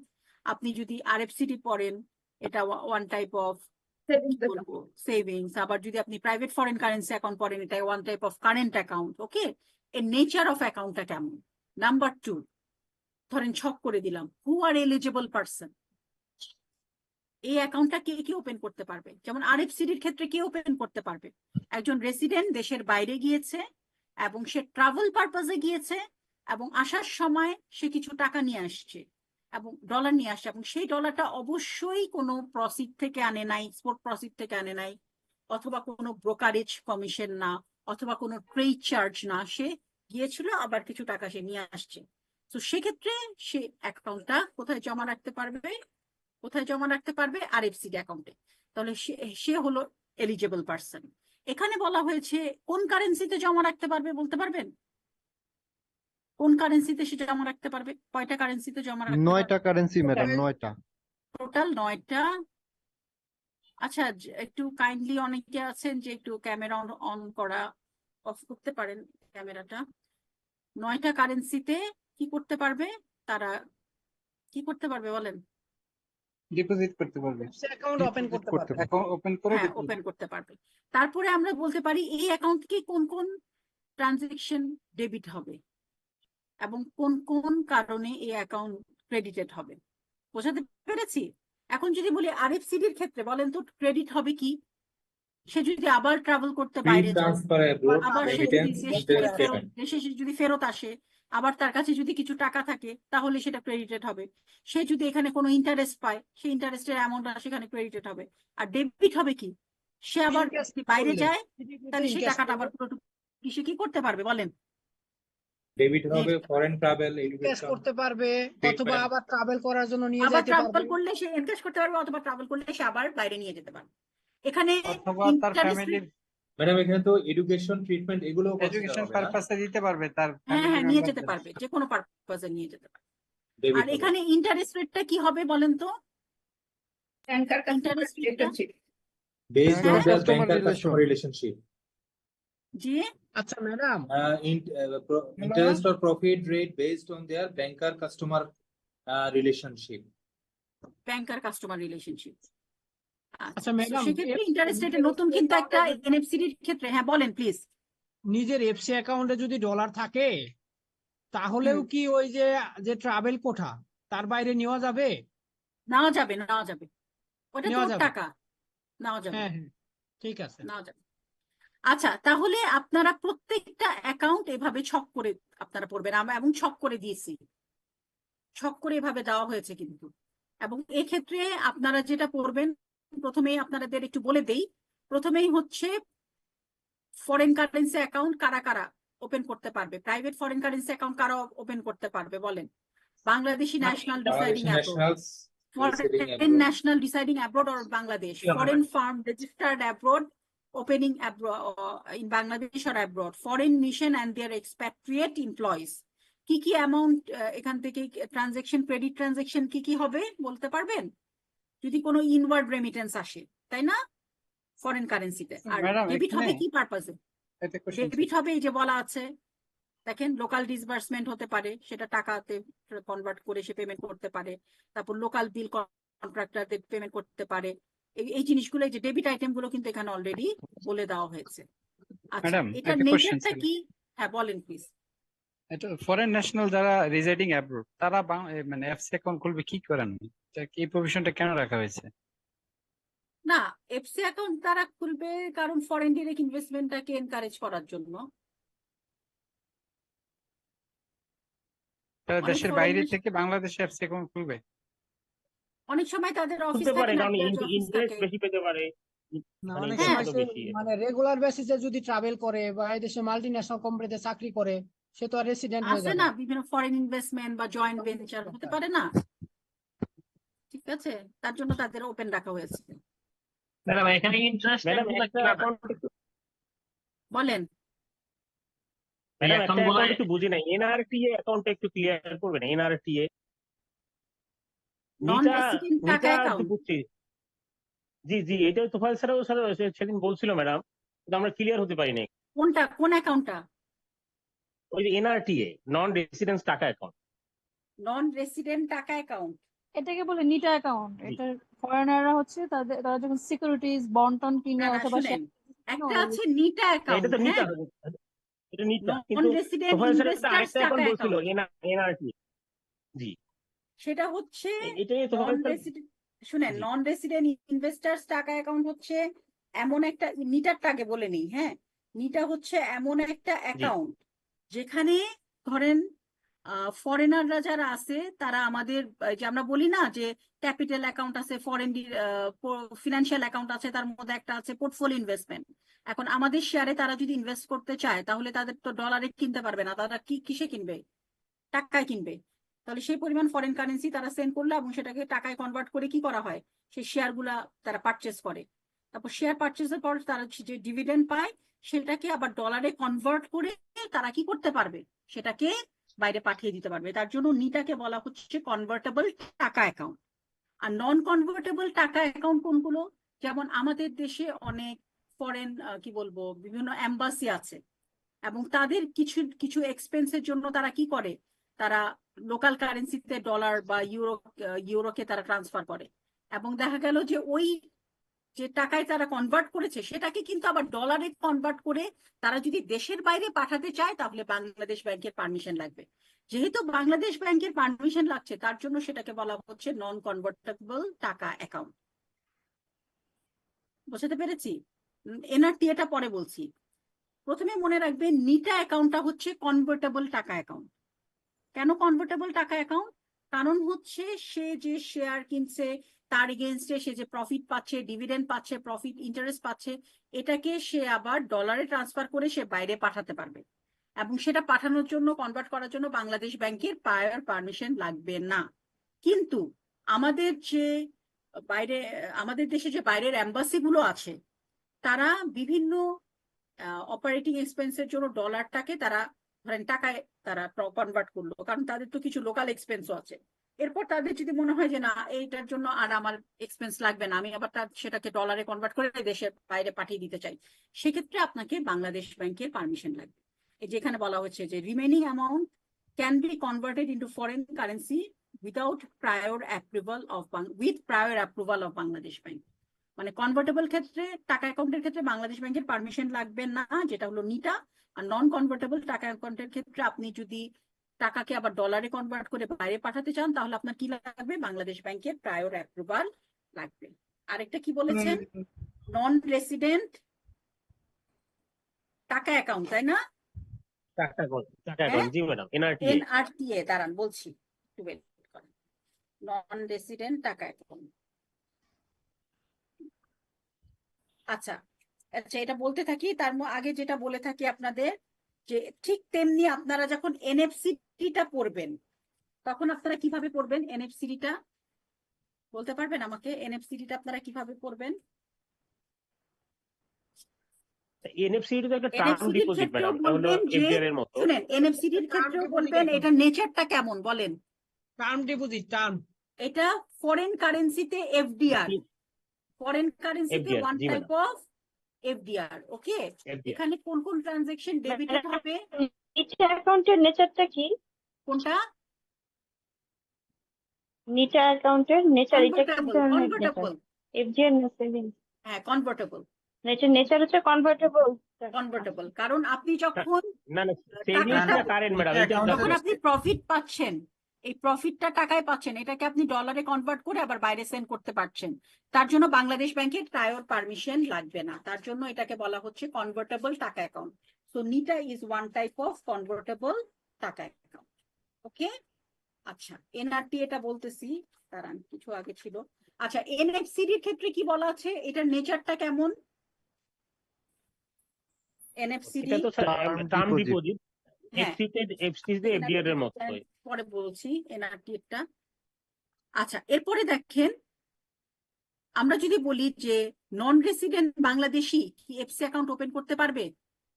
Non resident Bangladeshi, non resident Bangladeshi তারা কি এফসি অ্যাকাউন্ট ওপেন করতে পারবে? এই যে দেখেন কারা ওপেন করতে পারবে? Bangladeshi national working and earning abroad including self employed Bangladeshi migrant proceeding abroad on employment, no initial deposit. বলেন এক্ষেত্রে রেগুলেশনটা কি? ইন্টারেস্ট রেট কি হবে? Banker customer. Exactly, banker customer relationship, number one. Number two, কোন কোন কারেন্সিতে তারা ওপেন করতে পারবে? অ্যাপ্রুভ ফরেন কারেন্সি, অ্যাপ্রুভ হ্যাঁ 9 অ্যাপ্রুভ ফরেন কারেন্সি। শুনেন, এই 13ই এপ্রিল একটা নতুন সার্কুলার আসছে, সার্কুলারটা দেখেন। যারা বাংলাদেশি রিটার্নার্স অথবা যারা দেশের বাইরে আছে, হ্যালো, হ্যাঁ, যে সার্কুলারটা দিয়েছে তারা দেশের বাইরে আছে, যে যেমন আমাদের ওয়েজ আর্নার্স যারা, তারা 9টা কারেন্সি ছাড়াও যে কোনো এডি, যে কোনো বাংলাদেশ ব্যাংকের অ্যাপ্রুভ ফরেন কারেন্সিতে তারা কি করতে পারবে? তারা এফসি অ্যাকাউন্ট ওপেন করতে পারবে। আর এক্ষেত্রে বলা হয়েছে তারা যে ইন্টারেস্ট রেটটা পাবে সেটা ডিপেন্ড করবে ব্যাংকার কাস্টমার রিলেশনশিপের উপর। এটা 13ই এপ্রিল, খুব সম্ভবত 2025-এ এই সার্কুলারটা আসছে। তো আপনারা কিন্তু 9টা কারেন্সির কথা বললে হবে না, ঠিক আছে? এখানে কোন কোন অ্যামাউন্ট ডেবিটেড হবে আর কোন কোন অ্যামাউন্ট ক্রেডিটেড হবে? 9টার বাইরে কি আরো আছে নাকি? হ্যাঁ, 9টার বাইরে কি আর কোনো অ্যাপ্রুভ কারেন্সি আছে? বাংলাদেশ ব্যাংক যদি অ্যাপ্রুভ করে যে রিঙ্গিত, সাইড ভাই আপনি বন্ধ করেন না ভাই। শুনেন, বাংলাদেশ ব্যাংক যদি মনে করে, শুনেন, বাংলাদেশ ব্যাংক আপনারা ফেরাতে করেছেন না, বাংলাদেশ ব্যাংক যদি মনে করে যে না আমি এটা অ্যাপ্রুভ করব, সেক্ষেত্রে সে কি করতে পারে বলেন? অন্য কারেন্সিও সে অ্যাপ্রুভ করতে পারে। আপনাদের সার্কুলারটা আমি ইয়ে করব, কি জানি আজকে শেয়ার করব। দেখেন 13ই এপ্রিলে এফইপিডি থেকে সার্কুলারটা এসেছে, 13ই এপ্রিলে এনএফসি ইয়ে ক্ষেত্রে। ম্যাডাম, নিটার ইন্টারেস্ট রেটটা কি হবে? কোনটা? নন রেসিডেন্ট ইনভেস্ট, যে কনভার্টেবল টাকা অ্যাকাউন্ট যে আমরা নিটা এটা নিটার ক্ষেত্রে তো সে মেইনলি সে কেন এনেছে? সে এনেছে যেখানে সে ডলারটা এনেছে, ডলারটা এনে টাকায় কনভার্ট করেছে, কনভার্ট করে কিছু শেয়ার কিনেছে, সে তো সেটা স্পেন্ডিং করে ফেলেছে। দেন সেটা থেকে সে যে ডিভিডেন্ড পেয়েছে বা ইন্টারেস্ট পেয়েছে, সেটা সে আবার ডলারে কনভার্ট করে আবার বাইরে সেন্ড করতে পারে। ম্যাডাম তাহলে তো নিটা অ্যাকাউন্টে ইন্টারেস্ট করে, তাহলে নো ইন্টারেস্ট লিখতে হবে, no interest bearing. No interest, হ্যাঁ, ইন্টারেস্ট তো এখানে নাই ম্যাডাম এটা বলা হয় নাই। আপনারা এবং দেখেন যে ইয়ারকিউ নো ইন্টারেস্ট বিয়ারিং। না, হ্যাঁ, ইয়ারকিউ কিন্তু শুনেন, ইয়ারকিউ এর কিন্তু ইন্টারেস্টের কথা কিছু বলা হয় নাই। না, নো বলা হয়েছে ম্যাডাম যদি হ্যাঁ, চাইলে টার্ম দিতে থাকে পারবে। ইন্টারেস্টের কথা কিন্তু $2000 বলা উপরে। হয়নি, কিন্তু একটা কথা বলা হয়েছে, দেখেন ইয়ারকিউ আপনি তো পড়ে চাইলে দেখেন। দেওয়া যাবে। শুনে একটা কিছু বলা আছে, কিন্তু আপনার ইয়ারকিউ অ্যাকাউন্টে যদি আপনার $2000 বেশি হয়, তাহলে ইচ্ছা করলে কি করতে পারেন, আপনি ইচ্ছা করলে কিন্তু কি করতে পারেন, দিতে প্রফিট পারেন। দেওয়া যাইতে পারে। আপনার এটা আপনার ডিসক্রিপশন, কিন্তু এক্ষেত্রে বলা হয় নাই। আবার আরেকটা জিনিস মনে রেখেন, আপনি যখন ওই সার্কুলারটা পেয়েছিলেন 9টা কারেন্সিতে, সেক্ষেত্রে কিন্তু ইয়ারকিউর কথা আলাদাভাবে বলা হয় নাই, শুধু বলা হয়েছে private foreign currency account and NFC other account. So ইয়ারকিউর ক্ষেত্রে যেহেতু আমরা 4টা কারেন্সিতেই মেনলি রেখে থাকি, ঠিক আছে। সো আমরা একটু ক্লিয়ার করি, আবার বেশি ডিপে গেলে আবার দেখা যাবে যে আউটলাইনটা হবে না, আবার রিভিউ হয়ে যাবে। সো সেক্ষেত্রে আপনারা পড়বেন যে কোন অ্যাকাউন্ট ডেবিট হবে। এখন আমাকে বলেন, ডিপ্লোম্যাটিক বন্ডেড ওয়্যারহাউস যদি private foreign currency account open করতে চায়, তাহলে সে কি কি করবে, তার প্রিরিকুইজিট গুলো কি কি, এখানে কোন কোন অ্যামাউন্ট ডেবিটেড হবে, বলবেন কোন ট্রানজেকশন গুলো ডেবিটেড হবে? তারা যে র মেটেরিয়াল ইম্পোর্ট করেছে আন্ডার বন্ড লাইসেন্সের আন্ডারে, সেই র মেটেরিয়াল গুলো প্রসেস করে ফিনিশ গুডে ট্রান্সফার করে যে সেল করে যে প্রসিডটা পাচ্ছে, সে অ্যাকাউন্ট, সেটা এই অ্যাকাউন্টে ক্রেডিটেড হবে। আর ডেবিটেড হবে কোনগুলো বলতে পারবেন? ডেবিটেড হবে কোনগুলো? মার্চেন্ডাইজ ইম্পোর্টের জন্য শুধু পেমেন্ট। এক্স্যাক্টলি, যে ইম্পোর্ট মার্চেন্ডাইজ করছে তার এগেইনস্টে তাকে টাকা দিতে হচ্ছে না, ডলার দিতে হচ্ছে না, সেই অ্যামাউন্টটা সেখান থেকে ডেবিটেড হবে। সো আর এটা একটু দেখে credited হবে diplomatic sale of bonded merchandise। ওয়্যারহাউসের রেগুলেশনটা কি। ওকে, এরপরে হচ্ছে জয়েন্ট এবং লোকাল ভেঞ্চার যদি ম্যাডাম ডিপ্লোম্যাটিক বন্ডেড বলতে বন্ডেড হাউস তো বুঝলাম, ডিপ্লোম্যাটিক টা কি? ডিপ্লোম্যাটিক বন্ডেড হাউস এটা একটা স্পেশাল বন্ডেড ওয়্যারহাউস, স্পেশাল একটা এক্সাম্পল দেওয়া যায়? ডিউটি ফ্রি সবগুলো যেগুলো আছে, এই যে ডিউটি ফ্রি শপ বা ডিউটি ফ্রি যেগুলো ইম্পোর্ট করেন আপনি কাস্টমস বন্ডেড হাউস মানে তো ডিউটি ফ্রি ইম্পোর্ট হ্যাঁ করবে। ডিউটি ফ্রি, হ্যাঁ ডিপ্লোম্যাটিক হলো একটা স্পেশাল পর্যটন কর্পোরেশন যে ডিউটি ফ্রি ফ্যাসিলিটিস দেয়, মানে হ্যাঁ। প্রোডাক্ট সেল করে, সেটা হয়তো। হ্যাঁ, ওটাতে দেখবেন যে আরেকটু স্পেশাল। ওকে, আচ্ছা, এরপরে দেখেন যে জয়েন্ট ভেঞ্চার যদি ইম্পোর্ট করতে চায় তাহলে কি হবে। জয়েন্ট ভেঞ্চার যদি এফসি অ্যাকাউন্ট ওপেন করতে চাই, যে আমরা বলে দিয়েছি কি কারণে সে ইম্পোর্ট করতে চায়। আগে একটা জিনিস মনে রেখেন, জয়েন্ট ভেঞ্চারের ক্ষেত্রে আগে কি বলা হয়েছিল, শুধু লোকাল যে ডোনার এজেন্সি গুলো আমাদের টাকা পাঠাতো ইনফ্রাস্ট্রাকচার ডেভেলপমেন্টের জন্য, সেই অ্যামাউন্টটাই কি হতো, এখানে কি হতো, ক্রেডিটেড হতো। এখন কোনো ফরেন কোম্পানি আমাদের দেশে যদি কোনো ফরেন কোম্পানি যদি আমাদের দেশে আছে এবং তারাও যদি এখানে ইনভেস্টমেন্ট করতে চায়, তারাও কিন্তু এই অ্যাকাউন্টে টাকাটা জমা রাখতে পারবে। বোঝাতে পেরেছি? আগে শুধু ডোনার এজেন্সি গুলো কি করতো, টাকা পাঠাতো। এই যে ডোনার এজেন্সি দেখেছেন, ডোনার এবং ইন্টারন্যাশনাল ডোনার এজেন্সি, তাদের অ্যামাউন্ট যেটা আমাদের দেশে সেন্ড করতো কোনো ইনফ্রাস্ট্রাকচারাল ডেভেলপমেন্টের জন্য without prior permission from Bangladesh bank, তাদের অ্যাকাউন্টটাই শুধু কি হতো, অ্যামাউন্টটা ক্রেডিটেড হতো। কিন্তু এক্ষেত্রে কি হবে বলেন? 2021 সালে একটা সার্কুলারে বলা হয়েছে যে AD may also open foreign currency account in the name of local and joint venture contracting firm employed to execute project by foreign and international agency. Foreign এবং কোন international agency other than donor, কোন profit organisation firm, foreign ফার্মেও যদি দেশে থাকে, তাহলে তাদের অ্যাকাউন্টও এখানে ক্রেডিট করা যাবে। এবং জয়েন্টলি লোকাল এবং জয়েন্ট ভেঞ্চার তারা কন্ট্রাক্টিং ফার্ম হিসাবে কাজ করতে পারে। বোঝাতে পেরেছি? সো 4 নাম্বার এটা। আচ্ছা, এটা আমাকে বলেন, এফসি অ্যাকাউন্ট যদি ওপেন করতে চায় ন্যাশনাল, যারা বাংলাদেশি ন্যাশনাল কোন ফরেন ইন্টারন্যাশনাল বডিতে কাজ করছে, সেক্ষেত্রে কোন কোন অ্যাকাউন্ট ট্রানজেকশন ক্রেডিট হবে এবং কোনগুলো ডেবিটেড হবে বলতে পারবেন? ক্রেডিট হবে তাদের স্যালারি, স্যালারি, ধরেন কনসালটেন্সি আইএমএফ আছে, আইএমএফ এর অফিস আছে, ওয়ার্ল্ড ব্যাংকের অফিস আছে, আমাদের অনেক বাংলাদেশিরা কাজ করছে না, তাদের ক্রেডিট হবে কি, স্যালারি, আর ডেবিট হবে কি, ট্রাভেল পারপাসে যদি যায়, এডুকেশন, এই যে দিয়ে দিয়েছি। ঠিক আছে, সো এভাবে এই জিনিসগুলো আপনাদের পড়তে হবে। আচ্ছা, ইপিজেড এর ক্ষেত্রে আপনারা যে জিনিসটা খুব গুরুত্বপূর্ণ দেখবেন, ভ্যালু অ্যাডিশন। বোঝাতে পেরেছি? টাইপ এর ক্ষেত্রে কত পার্সেন্ট রাখতে পারবে, টাইপ বির ক্ষেত্রে কত পার্সেন্ট রাখতে পারবে, এবং টাইপ সির ক্ষেত্রে কত পার্সেন্ট রাখতে পারবে। দেখেন এখানে বলা হয়েছে এক্সপোর্ট আর্নিং ফার্ম যারা 100% এক্সপোর্ট ওরিয়েন্টেড ইন্ডাস্ট্রি, তারা কি করতে পারবে, 100%ই এফসি অ্যাকাউন্টে জমা রাখতে পারবে। ঠিক আছে? আর বি এবং সির ক্ষেত্রে তারা কত রাখতে পারবে, 80%, আর 20% তারা কি করবে, এনক্যাশ করবে। আর এটা যদি গার্মেন্টস ইন্ডাস্ট্রি হয় 70% এফসি অ্যাকাউন্টে জমা রাখতে পারবে, আর 25% তারা কোথায় জমা রাখতে পারবে, এনক্যাশ করতে পারবে। ঠিক আছে? এখানে যে অ্যামাউন্টটা আছে না, নিউমেরিক্যাল যে ফিগার গুলো আছে না, সেই জিনিসগুলো দেখবেন, এবং কোন কোন অ্যাকাউন্ট ডেবিট হবে, কি কোন কোন ট্রানজেকশন ডেবিট হবে এবং কোন কোন ট্রানজেকশন ক্রেডিট হবে, এই জিনিসটা একটু দেখেন। আচ্ছা, এরপরে যেটা আছে কনভার্টেবল নন কনভার্টেবল, যে সেটা আপনাদের বললাম। এরপরে হচ্ছে ব্লক অ্যাকাউন্ট দরকার নেই, এনআরটি ম্যাডাম বলতে হ্যাঁ এটা দরকার নাই। এই যে এটা পড়েন, নিটাটা কি, এই যে নিটাটা বলা হয়েছে, নিটাটা, নিটা অ্যাকাউন্টটা কি, এই যে সেল প্রসিড যেটা বললাম, ব্রোকারেজ কমিশন। নিটার জাস্ট পারপাসটা পড়বেন। নিটার পারপাসটা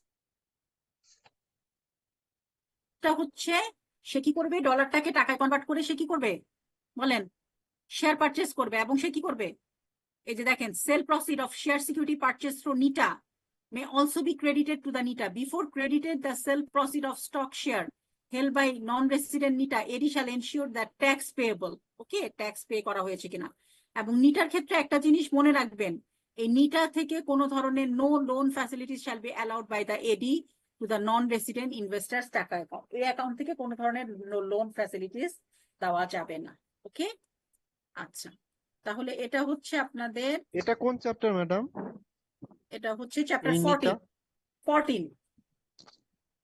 আবার তাহলে একটু ক্লিয়ার করি প্রথম থেকে। প্রাইভেট ফরেন কারেন্সি অ্যাকাউন্টের মধ্যে আপনারা যেটা পড়বেন, কে ওপেন করতে পারে, এখানে কি কি ক্রেডিটেড হবে, কি কি ডেবিটেড হবে। ওকে, তারপরে হচ্ছে 2 নাম্বার হচ্ছে যদি নন রেসিডেন্ট ওপেন ম্যাডাম, করতে চায়। ম্যাডাম একটা জিনিস একটু ক্লিয়ার এখনো হয়নি আমার, এটা হচ্ছে কে হ্যাঁ? ওপেন করতে পারবে এখানে, কে কি? ওপেন করতে পারবে, এই জিনিসটা একটু আমার একটু এখনো ক্লিয়ার হয়নি। এখানে যে foreign firm registered abroad and operating Bangladesh or abroad, হ্যাঁ তো যেটা বাংলাদেশের রেজিস্ট্রেশন না, ফরেন রেজিস্ট্রেশন, আবার হ্যাঁ, ওরাও অপারেশন পারবে। দেশের বাইরে, ফরেন তো ওরা ন্যাশনাল বাংলাদেশে কেন ডিসাইডিং করবে? Abroad or in Bangladesh. ঠিক আছে, হয়ে গেছে। Foreign farm foreign registered abroad registered abroad and operating in Bangladesh. Or abroad, Foreign firm registered abroad and operating in Bangladesh. না এরপর তো অর অ্যাব্রোড আছে ম্যাডাম। বাংলাদেশ হলে তো সমস্যা নেই, ঠিক আছে, বাইরে And রেজিস্ট্রেশন হচ্ছে operating in বাংলাদেশে Bangladesh. ঠিক আছে, আবার foreign national residing abroad or in না ম্যাডাম, Bangladesh. বাংলাদেশের ফরেন পরে বাইরের অর আছে অ্যাব্রোড আছে রেসিডেন্ট, তো। না এই ক্ষেত্রে অর্ডার কথা বলছেন, এরাও পারবে। ঠিক আছে, এরাও ওপেন করতে পারবে। আচ্ছা, ক্রেডিটেড কি হবে দেখেন, এগুলো ক্রেডিটেড হবে, এগুলো ডেবিটেড হবে, এটা দেখবেন একটু। আচ্ছা, এরপরে যেটা দেখবেন সেটা হচ্ছে নন রেসিডেন্ট বাংলাদেশি যদি প্রাইভেট ফরেন কারেন্সি অ্যাকাউন্ট 2 নাম্বারটা দেখতে হবে, তাদের রেগুলেশনটা কি। যদি ডিপ্লোম্যাটিক বন্ডেড ওয়্যারহাউস ওপেন করে তাহলে তাদের রেগুলেশনটা কি। লোকাল এবং জয়েন্ট ভেঞ্চার যদি ওপেন করে তাদের রেগুলেশনটা কি। আর হচ্ছে বাংলাদেশি ন্যাশনাল যদি ফরেন কারেন্সি ওপেন করে তাহলে তাদের রেগুলেশনটা কি, এই জিনিসটা দেখতে পাওয়া হবে। আর এই যে ইপিজেড এর ক্ষেত্রে আপনি শুধু দেখতে হবে যে তাদের পার্সেন্টেজ গুলো কতটুকু, কত পার্সেন্টেজ তারা এফসি অ্যাকাউন্টে জমা রাখতে হবে, এবং রিমেনিং কত পার্সেন্ট সে কি করতে পারবে, এনক্যাশ করতে পারবে। আচ্ছা, কনভার্টেবল অ্যাকাউন্ট কি, নন কনভার্টেবল অ্যাকাউন্ট যেটা বললাম। হ্যাঁ, নিটাটা চলতেছে নাকি? হ্যাঁ, নিটাটা কি। হ্যাঁ, আসসালামু আলাইকুম স্যার। আচ্ছা, আসসালামু আলাইকুম স্যার। আপনাদের পরীক্ষা ব্যাপারে হয়েছে 17 তারিখে বন্ধ আপনাদের? 17 তারিখ স্যার ওনাদের বন্ধ, খোলা ভাইয়া। 17 তারিখ খোলা আছে। তাহলে আমাদের পরীক্ষা 16 তারিখ, হ্যাঁ, 3টা থেকে 5টা। স্যার কেমনে সম্ভব স্যার? করতে হবে না স্যার? 23 তারিখে দেন স্যার। 23 তারিখে হ্যাঁ? স্যার প্লিজ একটু 23 তারিখে দিন স্যার এটা। 23 তারিখ স্যার, 23 তারিখ। 23 তারিখ জি স্যার, একটু কাইন্ডলি স্যার একটু ইয়ে করুন। কাইন্ডলি বেশি আসলে বেশি চাপ এই প্রিপারেশনে তাহলে তো ক্লাস চলে যাবে ইয়ার পরে, জুনের পরে ক্লাস চলে যাবে। 23 তারিখে নেন স্যার, এক সপ্তাহে কিছু হবে না। স্যার পরীক্ষার পরপরই আবার ক্লাস শুরু করে দিন স্যার। জি স্যার, ওটাই তা তো অবশ্যই সেটা শুরু করতেই হবে। আরেকটু দেখে দয়া করে মানবিক দেখতে একটু দেখেন স্যার সবার জন্য 23 তারিখে। তো মানবিক করিডোর ইস্যু করতে হবে না? জি স্যার। আচ্ছা ঠিক আছে, তাহলে আমরা আলোচনা করে নিব না। থ্যাংক ইউ চারিদিকে এমনি স্যার যুদ্ধ শুরু হয়ে গেছে, সো যুদ্ধের কথা চিন্তা করে একটু কনসিডার করেন। এটাই যুদ্ধ, যুদ্ধ সব দিকে, আপনারা তো যুদ্ধ শুরু করে দিচ্ছেন আমাদের। সেটাই আর ঠিক আছে স্যার, ওকে ম্যাডাম, তো কন্টিনিউ করেন। হ্যাঁ স্যার, আমি আর যেহেতু পরীক্ষা আর 15 মিনিট দিয়ে আমি শেষ করে দিচ্ছি। হ্যাঁ, তার মানে হচ্ছে আপনারা এফসি অ্যাকাউন্টের ক্ষেত্রে যেটা আপনাদের দেখতে হবে যে আরএফসিডি, আবার লিখে রাখেন এনএফসিডি, ইআরকিউ, private foreign currency account. Okay, এর ক্ষেত্রে এই অ্যাকাউন্টগুলোর ক্ষেত্রে এলিজিবল পার্সন কারা কারা এই অ্যাকাউন্ট ওপেন করতে পারবে। চ্যাপ্টার এবং কোশ্চেন নাম্বারটা বললে ভালো। হ্যাঁ, চ্যাপ্টার এবং কোশ্চেন নাম্বার।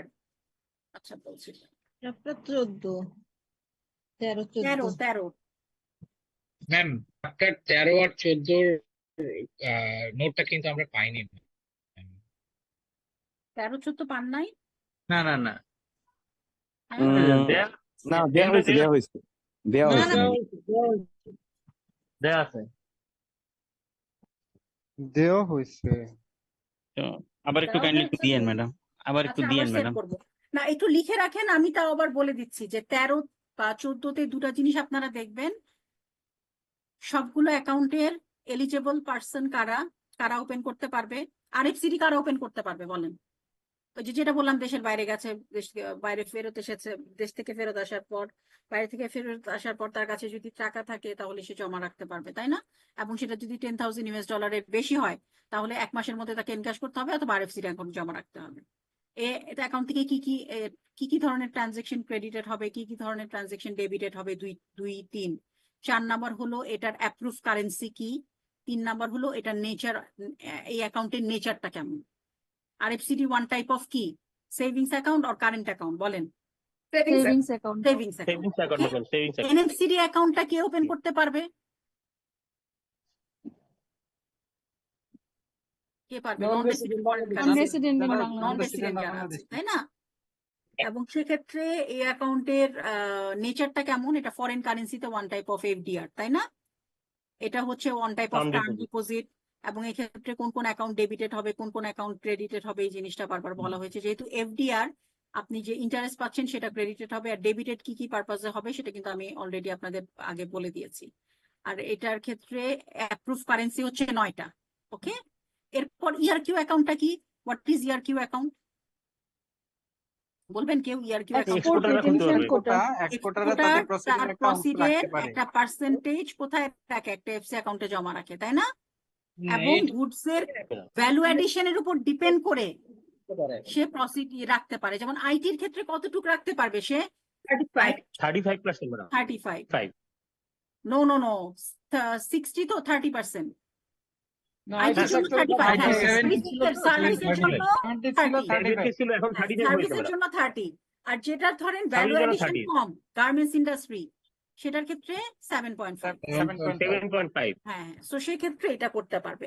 এটা কি one type of term deposit? এটা ডিপেন্ড করবে আপনার ডিসক্রিপশনের উপর, আপনি সেখানে ইন্টারেস্ট দিতে পারেন বা পারেন না, কিন্তু আপনার মিনিমাম অ্যাকাউন্ট কত হতে হবে? $2,000 হতে হবে, তাই না? এটার ইউটিলাইজেশনটা কি? Bona fide business expense. Bona fide business expense. Suppose কেউ যদি ক্যাশ ইন অ্যাডভান্সে ইম্পোর্ট করতে চায় তাহলে সে কি করতে পারবে? $25,000 সে পেমেন্ট করতে পারবে, তাই না?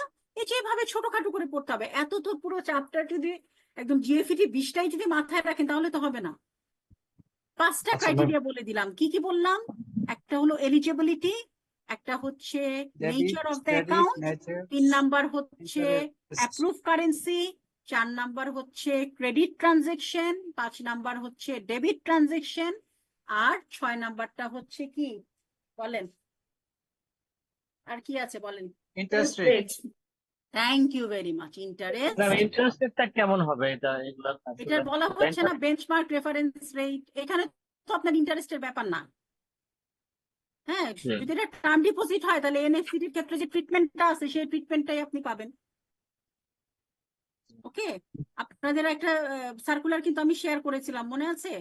যেমন এটা যদি 1 মাস থেকে বেশি বা 1 বছরের কম হয়, 3 মাস থেকে বেশি বা 1 বছরের কম হয়, তাহলে বেঞ্চমার্ক রেফারেন্স রেট প্লাস 1.5%।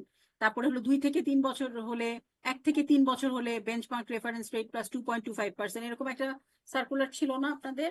জি ম্যাডাম। আচ্ছা, একটু আপনারা কেউ একটু হোয়াটসঅ্যাপে শেয়ার করেন তো জিনিসটা, আর 5-10 মিনিট।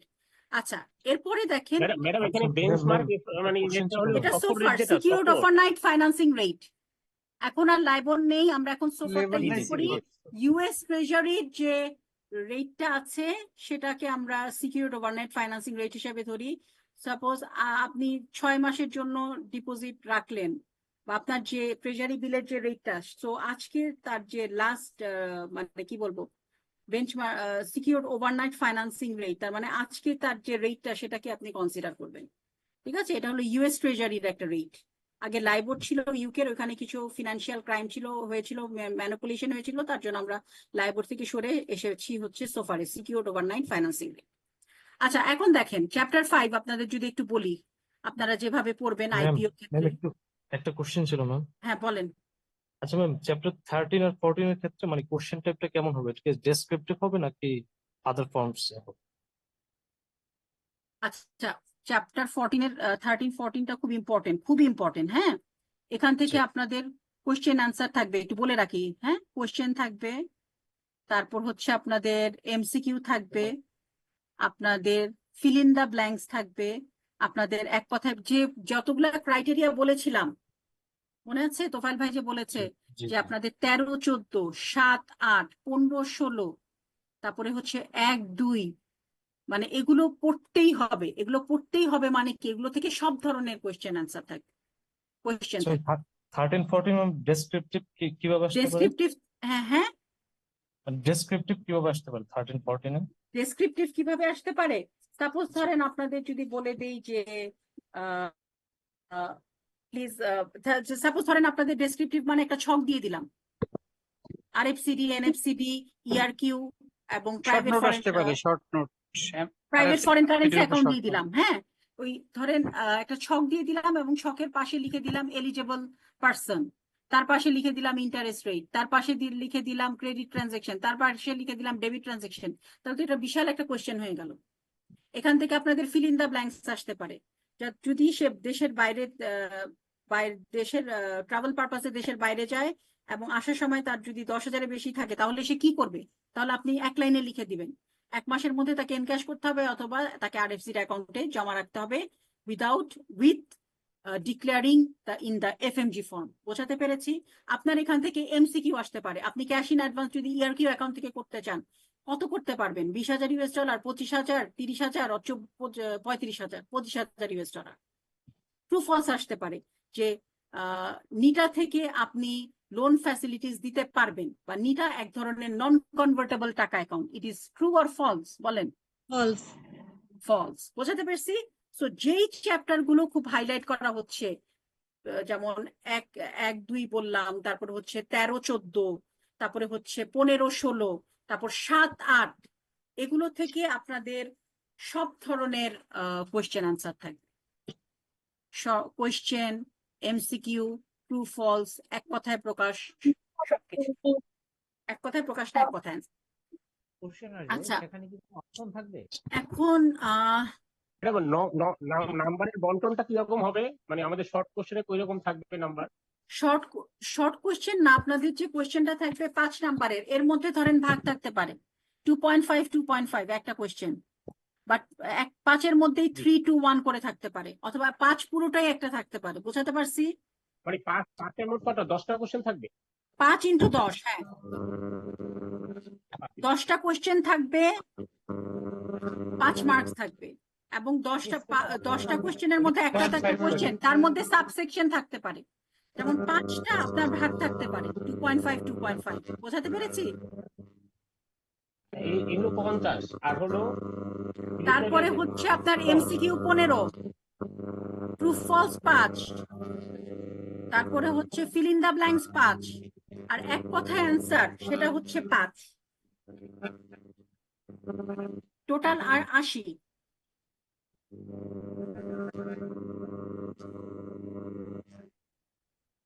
আচ্ছা আমি একটু দেখিয়ে দিই আপনাদের এই যে চ্যাপ্টার 5টা আপনারা দেখেন। চ্যাপ্টার 5 এর হ্যাঁ। ক্ষেত্রে ইম্পোর্ট পলিসি অর্ডারটা পড়বেন। চ্যাপ্টার 4 দেখা যাচ্ছে। হ্যালো ম্যাম, বলেন। শর্ট কোশ্চেন কি আর একটু কমিয়ে দেওয়া যায় কিনা? আমাদের এমসিকিউ যদি একটু বাড়াই দেন ভালো হয়। বা ট্রু ফলস, আগের বেসগুলো শুনছি যে ওখানে 40 ছিল ন্যারেটিভ।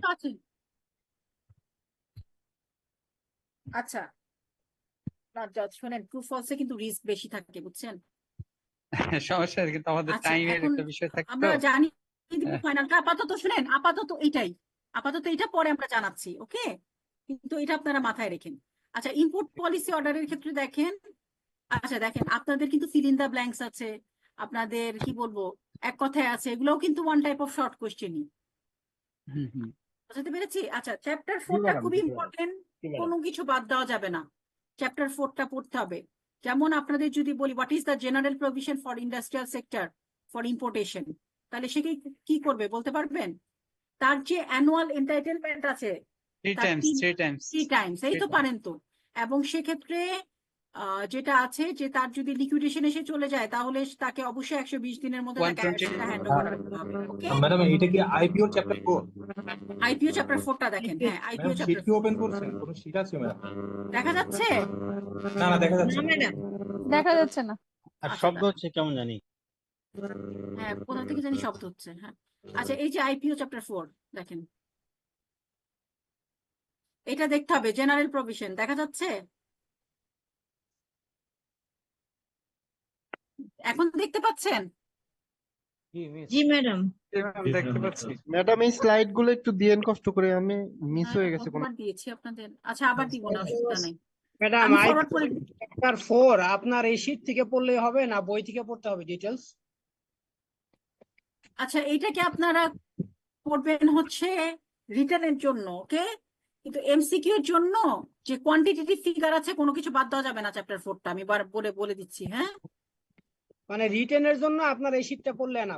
শীটটা দেখেন, কোনো কিছু বাদ হয় নাই, কিন্তু এমসিকিউ এর জন্য এখানে কিছু কোয়ান্টিটেটিভ ফিগার আছে, অ্যাপ্রুভাল আছে, সেটা দেখেন। আচ্ছা এরপরে দেখেন কি আছে, এরপরে কি আছে দেখেন। অ্যাডহক ইন্ডাস্ট্রিয়াল ইম্পোর্টারের রেগুলেশনটা কি বলেন তো? একজন অ্যাডহক ইম্পোর্টারকে সে আপনি অ্যাডহক থেকে ইন্ডাস্ট্রিয়াল ইম্পোর্টার হিসেবে ট্রিট করবেন, তাহলে তার ম্যাক্সিমাম কত থাকতে হবে? কত 70% অ্যাডকের 70% ইউজ করতে হবে। 70% ফিল আপ করতে হবে। এক্স্যাক্টলি। ইউটিলাইজ এবং এখানে বলা আছে যে এটা জিনিসটা দেখবেন, ওকে? আচ্ছা import by foreign exchange earnings hotel, এখানে কিছু নিউমেরিক্যাল ফিগার আছে, দেখেন সে কতটুকু ইম্পোর্ট করতে পারবে। 27%, তবে অ্যালকোহল বেভারেজ এবং কে মেশিনারি বলছে স্পেয়ার এটা? পার্টসের জন্য 12%। 27%, তার মধ্যে 12% হচ্ছে এক্স্যাক্টলি। অ্যালকোহলিক বেভারেজ হ্যাঁ হ্যাঁ এন্ড স্পেয়ার পার্টস। ঠিক আছে, এই যে দেওয়া আছে যেটা। আচ্ছা এরপরে হচ্ছে আপনার যদি আপনি কি র মেটেরিয়াল ইম্পোর্ট করতে চান সেক্ষেত্রে কি হবে বলেন? ফার্মাসিউটিক্যালস ইন্ডাস্ট্রির জন্য ফার্মাসিউটিক্যালস এর ক্ষেত্রে আপনার ব্লক দুইটা লিস্ট জিনিস ফলো করতে লাগবে, হবে। শুনেন, একটা block list approve by DGDA, এই জিনিসটা না বললে হবে না। সাপোজ একটা ধরেন এক কথায় কোশ্চেন দিলাম যে আপনার কি লাগবে, কি বলবেন? Block list approved by DGDA. এবং অবশ্যই পিএসআই লাগবে। দেখেন সাপোজ যদি অপশন বলতাম আছে তো ম্যাম, হ্যাঁ প্রি শিপমেন্ট ইন্সপেকশন সার্টিফিকেট লাগবে, ওকে? পিএসআই অথবা যদি আপনার ইনভয়েস থেকে সার্টিফাই করে দেয় ডিজিডিএ সেক্ষেত্রেও চলবে। লাগবে, হ্যাঁ এটা দেখেন।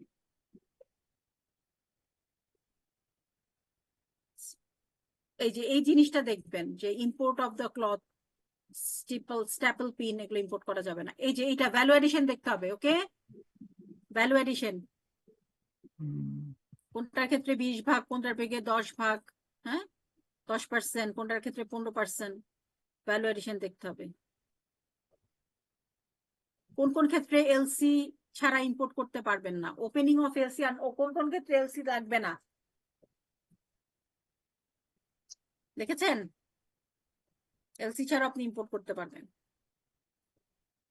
ডায়মন্ড ইম্পোর্টের রেগুলেশনটা কি? Eligible unit, category of diamond, grey fabric, যেটা খুব ইম্পর্টেন্ট। দেখেন এরকম একটা ছক দিয়ে দিলাম, grey fabrics, textile finishing goods, সে যদি ইম্পোর্ট করতে চায় তাহলে তার ইউজ কি হবে, সে কতটুকু ইম্পোর্ট করতে পারবে।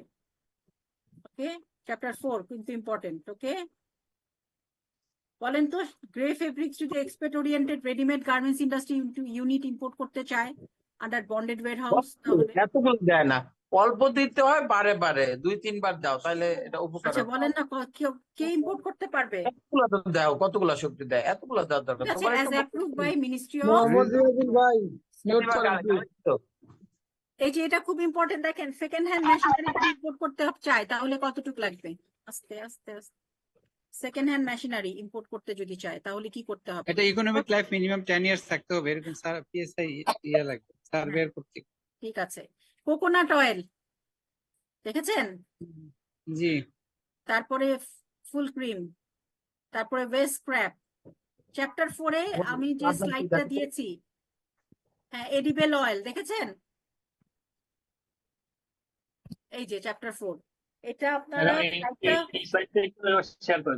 আচ্ছা শেয়ার করছি, স্লাইডটা ফলো করবেন এবং এট দ্য সেম টাইম ওই চ্যাপ্টারের থরলি রিডিং দিবেন, যেহেতু এটা বাংলায় আছে।